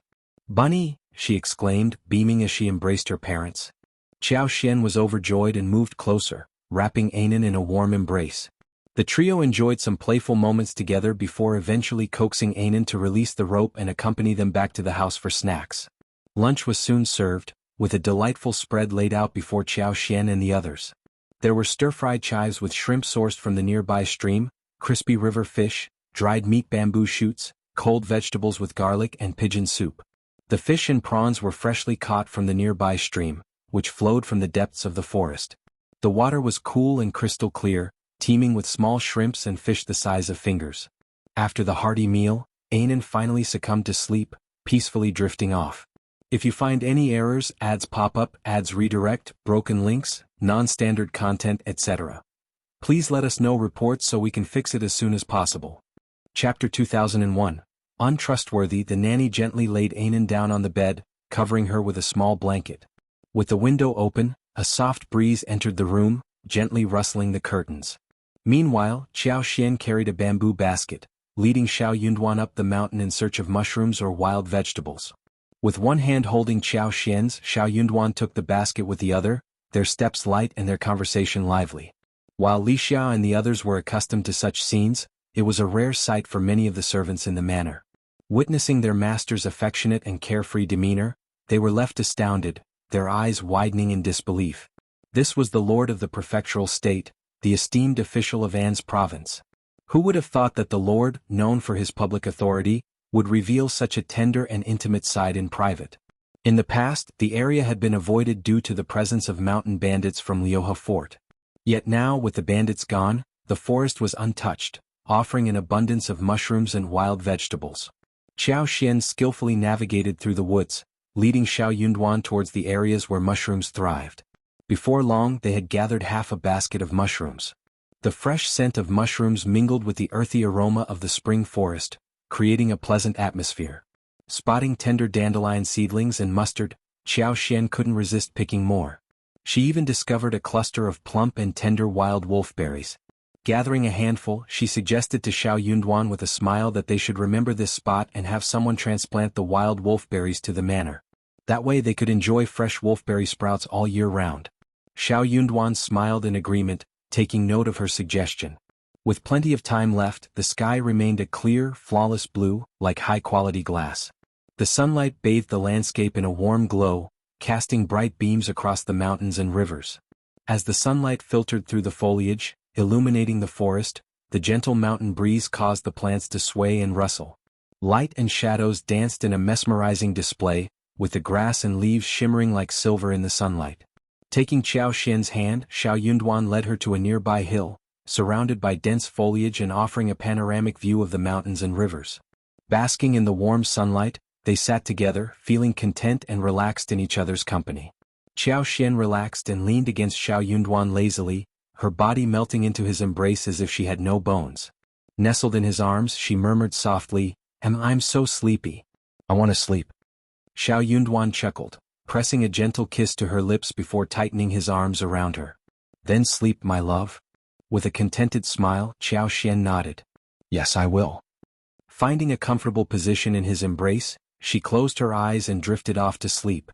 However, it seemed that Xiao Yunduan's promise was not entirely reliable. Upon returning to the village, Qiao Xian's cheeks were still flushed, her lips tinged with a rosy hue. Her hair, neatly arranged, framed her face delicately as she cast a glance at the man beside her. Beside her, Xiao Yunduan appeared even more tender and attentive. He even offered to carry her back, his affection for her evident in every gesture. If you find any errors, ads pop up, ads redirect, broken links, non-standard content, etc., please let us know reports so we can fix it as soon as possible. Chapter 2002. Duck Farm. In the evening, Qiao Xian prepared a hearty chicken stew, simmering tender chicken pieces with red dates, wolfberries and Huaishan medicine. Alongside, she cooked an array of mushrooms, wild vegetables and bamboo shoots, creating a delicious feast. Anan, with a new baby tooth emerging, eagerly nibbled on some chicken, relishing the flavor. Qiao Xian also made him a bowl of noodles with chicken soup, which he devoured with gusto, emptying more than half of the bowl. Though the mountain seemed quiet, occasional cries of strange birds echoed from the distant valleys and forests, their rhythmic calls haunting yet oddly comforting in the stillness of the night. In the safety and warmth of the villa, surrounded by the soothing sounds of nature, Qiao Xian and Xiao Yunduan found solace and tranquility. Even Anan, unfazed by the eerie cries, widened her eyes and perked up her ears, giggling in delight at the unfamiliar sounds. The following day, Qiao Xian and Xiao Yunduan took Anan to explore the valley and visit the pond where the ducks resided. The valley was expansive and flat, stretching without ascent into the mountains. The weather was clear, and the insect population relatively sparse. Xiao Yunduan carried Anan in his arms, opting not to have the nanny accompany them. Besides Songshi, Lixia and Kaiyun, only Yi and his two subordinates joined them. As per Qiao Xian's instructions, there were 3 duck ponds. One served as a free-range area, while the other 2 could be used for simultaneous rearing. Typically, the ducks were rotated every 10 days. During daylight hours, the ducks were allowed access to the ponds, while at night, they were kept elsewhere. Given the flowing water, this arrangement sufficed. Each pond occupied roughly 20 mu, with duck sheds erected nearby. Each pond housed 4,000 to 5,000 ducks. Although this setup was relatively spacious, the lack of medicinal interventions in ancient times necessitated a cautious approach. Additionally, the valley boasted numerous canals measuring 1.5 to 1.6 meters in width that crisscrossed the landscape. Once aquatic plants took root, these canals would serve as excellent environments for duck rearing. The duck farm was situated atop the land, encircled by a series of canals. These canals, resembling winding sutras, served as the initial conduits for the pond water. Eventually, the water would flow into an artificial canal, which in turn fed several interconnected ground reservoirs for irrigation. Subsequently, it would merge into a distant stream, ensuring it didn't affect the villa's drinking water. Currently, only 1 duck farm was operational, housing ducks at various stages of growth. Those raised over a month ago had shed their downy feathers and grown proper plumage. Approximately 600 ducks frolicked in the pond, their pudgy forms exuding vitality as they swam and vocalized. Anan, filled with excitement, pointed eagerly at the ducks, yearning to break free from her father's embrace and join them. Qiao Xian gently pinched her cheek and chuckled, "You're quite adventurous, but you can't go into the water." Little Anan seemed completely unafraid, even mimicking the ducks' quacking sounds with delight. Enjoying their time by the pond, Qiao Xian and Xiao Yunduan lingered a while longer, enchanted by the ducks' antics. With Anan by their side, the family of 3 reveled in the simple joy of the moment. Meanwhile, Yi and the others maintained a watchful vigil nearby. Suddenly, Yi's brow furrowed, a sense of unease settling in his heart. In the bright sunlight, anything reflective was easily noticed. Just a moment ago, he inadvertently glanced toward the nearby hill and caught a glint of metal, a telltale reflection that set his senses on edge. If you find any errors, ads pop up, ads redirect, broken links, non-standard content, etc., please let us know reports so we can fix it as soon as possible. Chapter 2003, Strange Light. Although it was only for a moment, Ada was sure that he could not have seen wrongly. In just an instant it was enough to confirm something. Or rather, in just an instant he did not dare to take the risk. He secretly regretted it. This used to be a bandit nest. Why was he so assured? He should have brought a few more subordinates out. Thinking about how Lord and Madam had insisted on their privacy during yesterday's mushroom and wild vegetable picking excursion in the mountains, he couldn't shake off the sense of unease, breaking out in a cold sweat. Thankfully, yesterday passed without incident. But now, what was his course of action? He was clueless about the strength and numbers of potential adversaries. He couldn't even risk informing the 2 subordinates trailing behind him, fearing that any sign of tension might tip off the other party. The situation could turn dire. While the manor boasted many skilled subordinates, it was clear that help from afar might not arrive in time to avert disaster. Yi took a deep breath and made his way towards Xiao Yunduan. Yet he couldn't keep this information from his lord. He needed to seek his lord's counsel. His lord's intellect surpassed his own. Surely there was a solution. Observing Yi's approach, Xiao Yunduan handed Anan over to Qiao Xian and stood up. As Yi drew near, Xiao Yunduan gestured for him to speak in hushed tones. "Lord, listen carefully without turning around. It appears there's an ambush on the eastern hill." Am uncertain of their identity or motives, Xiao Yunduan's eyes gleamed. In that moment, his thoughts mirrored I've been negligent. Considering this location's history as a former bandit stronghold, the presence of others might not raise eyebrows. But if he, the prefect lord notorious for wiping out 3 villages, were recognized, the situation could escalate. He should have brought reinforcements when venturing out. If indeed targeted, escape now seemed futile. With only Yi and the 2 others, facing a potentially larger assailant group would prove challenging. Except for the trio, the rest were mere civilians lacking combat prowess. Despite their anxiety, they could offer little assistance. Well, stall for time. I'll send Lixia, Kaiyun and the others back to summon aid. Stay vigilant. Ai acknowledged. Xiao Yunduan, disinclined to conceal facts, beckoned for Lixia's approach. Lixia, having accompanied them to Qingdi, possessed resilience. Unfazed by Xiao Yunduan's directive, he nodded with a composed smile, departing with Kaiyun. A sigh of relief escaped Xiao Yunduan. These two were dispensable, and had their exposure not been swift, their departure would have mattered little. However, if the adversary remained vigilant and resolute on detaining all present, escape might prove futile. When Xiao Yunduan told Lixia to be careful. Unexpectedly, before Lixia and the others could take more than a few steps, 2 arrows whistled towards them. Ai swiftly intercepted, his sword deflecting the projectiles. Simultaneously, terror-stricken, Lixia and company instinctively pivoted to flee. How could they dare to advance? Yet, fleeing forward wasn't an option. They didn't even get the chance. 15 masked assailants clad in green materialized from the foliage, hurtling towards Xiao Yunduan's trio. Lixia and Kaiyun shrieked, huddling around Xiao Xian. Even Song's his countenance paled. Xiao Yunduan clasped Anan tightly, shielding him from the unfolding chaos. He positioned Xiao Xian behind him, shielding her as well. If you find any errors, ads pop up, ads redirect, broken links, non-standard content, etc., please let us know reports so we can fix it as soon as possible. Chapter 2004. Assassin Ai blew the bamboo whistle, its shrill tone echoing through the valley, piercing the clouds. Regret gnawed at Xiao Xian. Never did she anticipate an assassination attempt on her husband. Her lapse in vigilance was unforgivable. Had she been more vigilant, she would have detected the lurking assailants and dispatched them without hesitation. Yet all was not lost. Thanks to the vast expanse of the flat valley, Xiao Xian and her companions stood by the pond, a considerable distance from the hillside. Even if the attackers mounted a surprise assault, they couldn't materialize before them in an instant. This granted Xiao Xian an opportunity to retaliate. Restrained by the distance and dense foliage, Xiao Xian couldn't afford bold actions. She had to proceed cautiously.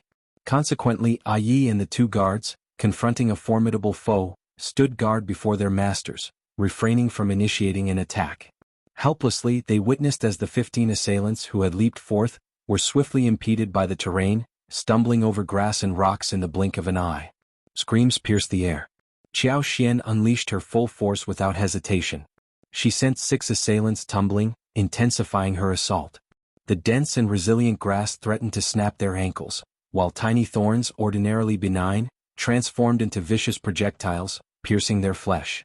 Not only were Xiao Yunduan and Ai dumbfounded by the agonizing cries, but the 9 remaining attackers too faltered. They instinctively slowed their advance, casting bewildered glances at their fallen comrades. The leader's rebuke snapped them back to reality. With renewed focus, they disregarded their fallen allies, pressing forward with lethal intent. Xiao Xian lamented the swift approach of their assailants, realizing she had no choice but to relent, at least for the moment. If the situation escalated to a life-or-death crisis, she would have to cast aside all restraint. Yet, for Ai and his companions, the reduced enemy count provided a glimmer of hope amidst the chaos. Standing by the pond, with its vast expanse behind them acting as a natural barrier, the trio only needed to fend off the frontal assault, ensuring Lord and Madam's safety. If they could endure for just 15 minutes at most, Sunbai from the villa would surely arrive with reinforcements. Ai's gaze swept over the 6 fallen foes, their struggles futile. Relief flooded his heart as he silently prayed, "May the heavens be on our side." The injuries inflicted upon those 6 individuals proved unexpectedly severe. Not only did they suffer a loss of more than a third of their fighting capability, but their morale also took a significant hit. Ai sensed a palpable stagnation in the killing intent emanating from the 9 assailants who charged forward. It no longer bore the ferocity of their initial onslaught. This shift in dynamics worked in his favor. As the 9 closed in, Ai's lips curled into a cold smile. With a swift motion, he unsheathed his sword, a glint of silver flashing as he surged ahead. Another guard followed suit, brandishing his own blade and joining the fray. Meanwhile, the remaining guard stood steadfast, positioned protectively before Xiao Xian and Xiao Yunduan, vigilant against any potential attacks. Ai showed no mercy, delivering a powerful kick that sent one of the assailants hurtling away. The unfortunate individual let out a blood-curdling scream as he crashed to the ground, his body convulsing in agony. Though this tactic effectively sapped the enemy's vitality, it also stoked their fury, bolstering their morale. It was evident that the assassin's aura surged once more, fueled by indignation and determination. If you find any errors, ads pop up, ads redirect, broken links, non-standard content, etc., please let us know reports so we can fix it as soon as possible. Chapter 2005. Like water, the assassin's relentless onslaught targeted Xiao Yunduan. Despite Yi and his brothers' valiant efforts, they couldn't hold them off indefinitely. While the brothers could withstand the assault for a time, facing 8 assailants proved overwhelmingly challenging. Qiao Xian's expression darkened as she grasped Xiao Yunduan's sleeve, her voice barely a whisper. "Husband, let's take refuge in the water." Seeking sanctuary in the pond would alleviate some of the pressure on Yi and the others. Furthermore, it would provide an opportunity for additional assistants to join the fray. Songshi, clutching a thick bamboo pole, nodded in agreement. "Indeed, Lord. It's our best chance." "Then let's make our move." Xiao Yunduan wasted no time, disregarding the pond's chill. They plunged into the water, navigating the depths with difficulty. Bracing himself at the rear, Songshi wielded the bamboo pole defensively, his complexion drained of color. Anan, initially protesting his father's embrace, continued to resist, delivering feeble punches.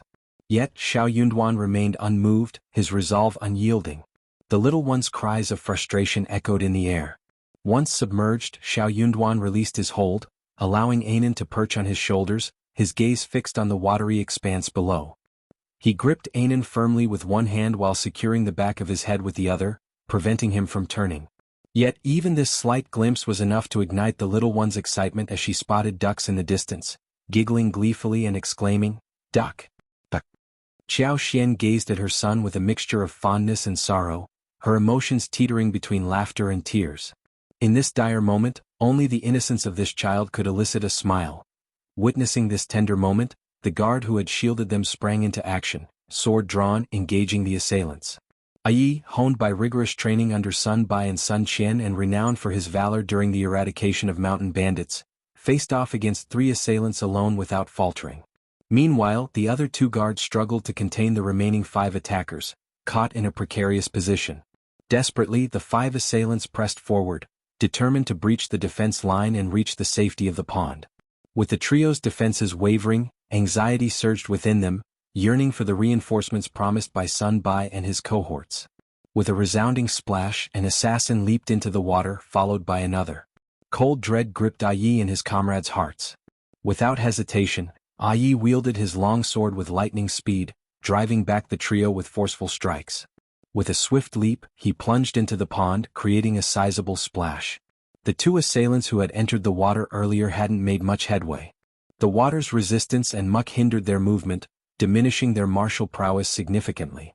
Yi wasted no time, homing in on one of the submerged assailants and closing the distance with alarming speed. As he closed in, he swiftly drew his sword, driving it into the man's chest. A piercing scream echoed before the assailant succumbed to death, his body sinking into the crimson-stained water. However, Yi's momentum carried him further, and he too plummeted into the water with a resounding splash. Sensing the imminent threat, the remaining assailant attempted to strike, but his skills paled in comparison to Yi's, his attack missing its mark. On the shore, the assassins seethed with fury. Plop, plop. Like a synchronized motion, they leaped into the pond one after another. Witnessing this, the 2 guards exchanged a glance before leaping into the water without hesitation. If you find any errors, ads pop up, ads redirect, broken links, non-standard content, etc., please let us know reports so we can fix it as soon as possible.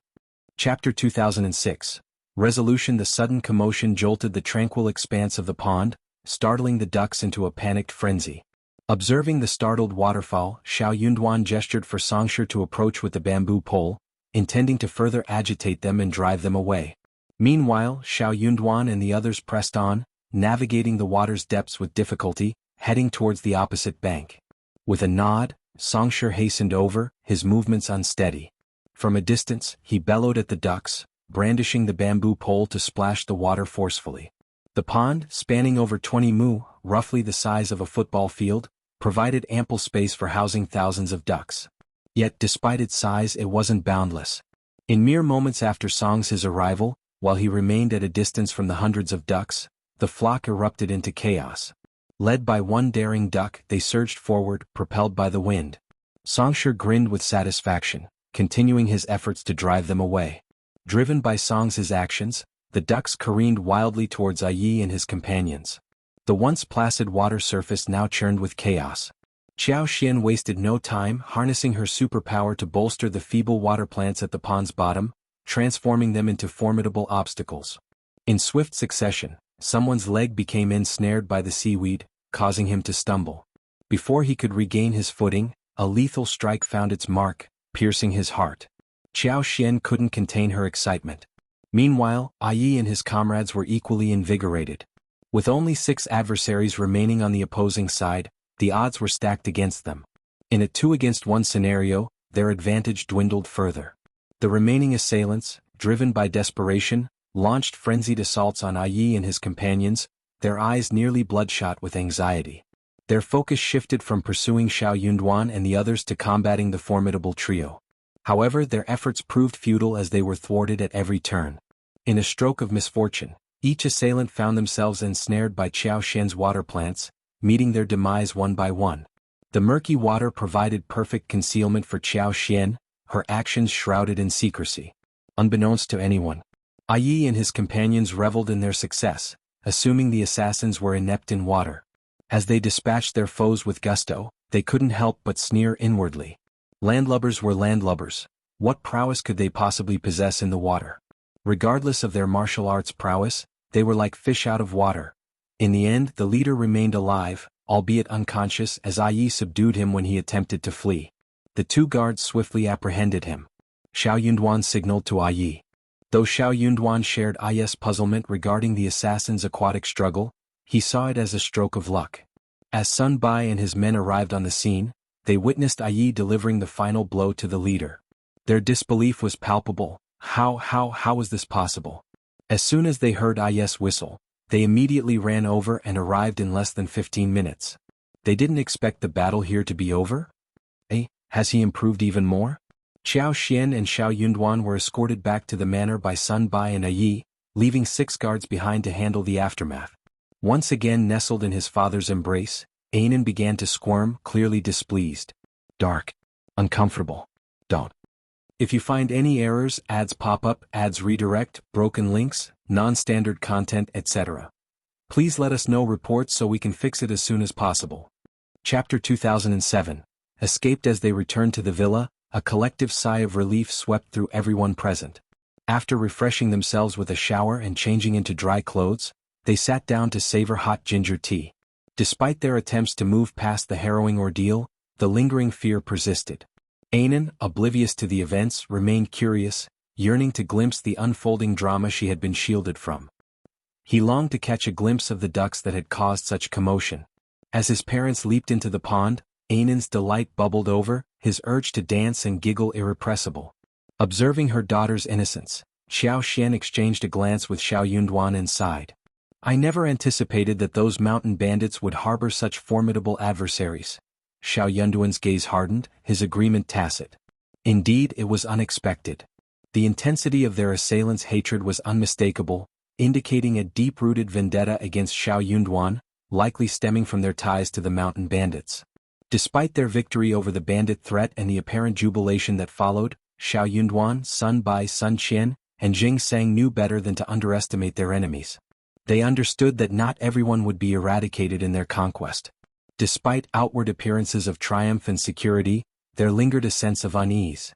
However, Jing Sang and his associates remained vigilant, conducting thorough investigations for an extended period. During this time, no one dared to let their guard down. Contrary to appearances, Meng Wanfu's men didn't truly depart. Instead, they dispersed covertly, collaborating with Jing Sang's team to root out any remaining threats. Their efforts yielded results.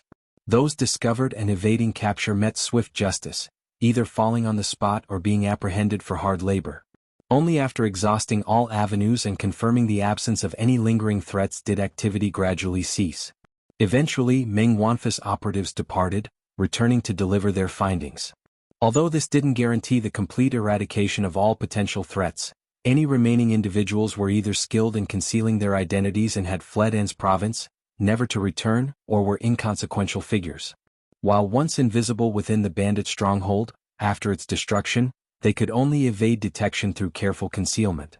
Nonetheless, they lacked the capacity to exact revenge.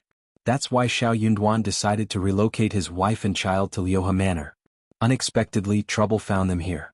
Thankfully, surviving such a perilous ordeal gave them reason to reflect later. Taking Qiao Xian's hands in his own, Xiao Yunduan offered gentle reassurance. The assailants today were skilled fighters, but we've managed to catch most of them. I believe this is an isolated incident. There's no need to fear, my dear wife, no more threats will come. Any further breaches of security would be a failure on his part as the prefect lord. Xiao Yunduan couldn't entertain the idea that Zheng Sang, Sun Bai, and Sun Qian were incompetent. He trusted them implicitly. In truth, he was taken aback by the day's events. Qiao Xian's smile faltered slightly as she confessed, "I'm not afraid, but witnessing such violence firsthand has left me unsettled." Recalling the tense moments of the ordeal, she felt a shiver run down her spine. Xiao Yunduan sensed her unease, his heart melting at the sight. His wife must have been deeply shaken by the events. He wondered if she would struggle with nightmares in the nights to come. He resolved to offer her comfort and companionship in the days ahead, particularly during the nights. If you find any errors, ads pop up, ads redirect, broken links, non-standard content, etc., please let us know reports so we can fix it as soon as possible. Chapter 2008. It's actually him. Yes, luck was certainly on our side, Xiao Yunduan remarked, feigning obliviousness to Qiao Xian's nervousness. With a playful tone, he added, "It's no wonder my mother always said you were blessed." Qiao Xian chuckled. "I beg to differ." Xiao Yunduan joined in her laughter. "Perhaps you're right." As they conversed, Sun Bai requested an audience, prompting Xiao Yunduan to invite him in. Qiao Xian excused herself, mentioning she would check on their son. Though Xiao Yunduan never kept secrets from his wife, and Sun Bai and their close confidants were aware of this, Qiao Xian preferred not to involve herself in certain matters. Indeed, Sun Bai's visit concerned the captured assassin. Upon learning the reason for Sun Bai's presence, Xiao Yunduan felt a chill run down his spine. He followed Sun Bai to a secluded area of the villa, where the survivor, knocked unconscious by Yi, was held captive and being interrogated by Sun Bai himself. To everyone's astonishment, when the veil was removed from the masked assassin in green, they were shocked to find the third old master of the Mei family beneath. Sun Bai and the others who had encountered the third old master Mei before, were taken aback by the revelation. Despite their efforts to interrogate him, the third old master Mei remained stoic and unyielding, offering no response to their inquiries. Eventually, he simply shut his eyes, refusing to engage further. Recognizing the urgency of the situation, Sun Bai instructed his men to keep a vigilant watch over the captive while he hastened to report to Xiao Yunduan. Equally surprised, Xiao Yunduan wasted no time. He immediately dispatched Yi to inform Jia Hemming at the government office of the startling discovery. Xiao Yunduan instructed Jia Hemming to summon the Mei family's masters and stewards back to the government office for further investigation, particularly focusing on the two old masters of the Mei family. Instructing discretion, Xiao Yunduan emphasized the importance of maintaining a low profile and avoiding unnecessary attention. They should summon to enter the Mei family and place everyone in the Mei family under house arrest in a few large courtyards. Even a rough servant was not allowed to leave. Ai also knew that the assassin was third old master Mei and knew that this was no small matter. He agreed and immediately set off. Fortunately, the road was now clear and easy to traverse. Ai rode Thunderbolt, swift as lightning, ensuring a speedy return to the city. Meanwhile, Xiao Yunduan and the others realized they wouldn't make it back in time and resigned themselves to spending another night at the villa. In a makeshift interrogation room, third old master Mei sat bound to a chair, his disheveled appearance betraying the gravity of his situation. Despite the presence of visitors, he remained unresponsive, refusing to acknowledge their presence. Approaching him, Xiao Yunduan addressed him solemnly. "I never anticipated it would be you, third old master Mei." However, third old master Mei remained stoic, refusing to meet Xiao Yunduan's gaze or engage in conversation. Undeterred, Xiao Yunduan pressed on. "Are you affiliated with the Tiger Head tribe, Liuhe Fort, or the Min family tribe?" The question left third old master Mei visibly startled. Sun Bai too was taken aback, his heart sinking at the implication. He wondered if third old master Mei had been coerced by the mountain bandits, forcing him into an attack on his lord. Yet, Xiao Yunduan's unwavering certainty suggested otherwise. The revelation was jarring, leaving them all in shock. Third Old Master Mice's response was anticipated, but its implications weighed heavily. If he chose silence, did it imply acquiescence to Xiao Yunduan's suspicions? If so, what fate awaited the Mei family? With a derisive sneer, Third Old Master Mei finally lifted his head. I have no idea what Lord Xiao is insinuating. Are you suggesting I'm a mountain bandit? He scoffed. Haha, is Lord Xiao out of his mind? If you find any errors, ads pop up, ads redirect, broken links, non-standard content, etc., please let us know reports so we can fix it as soon as possible.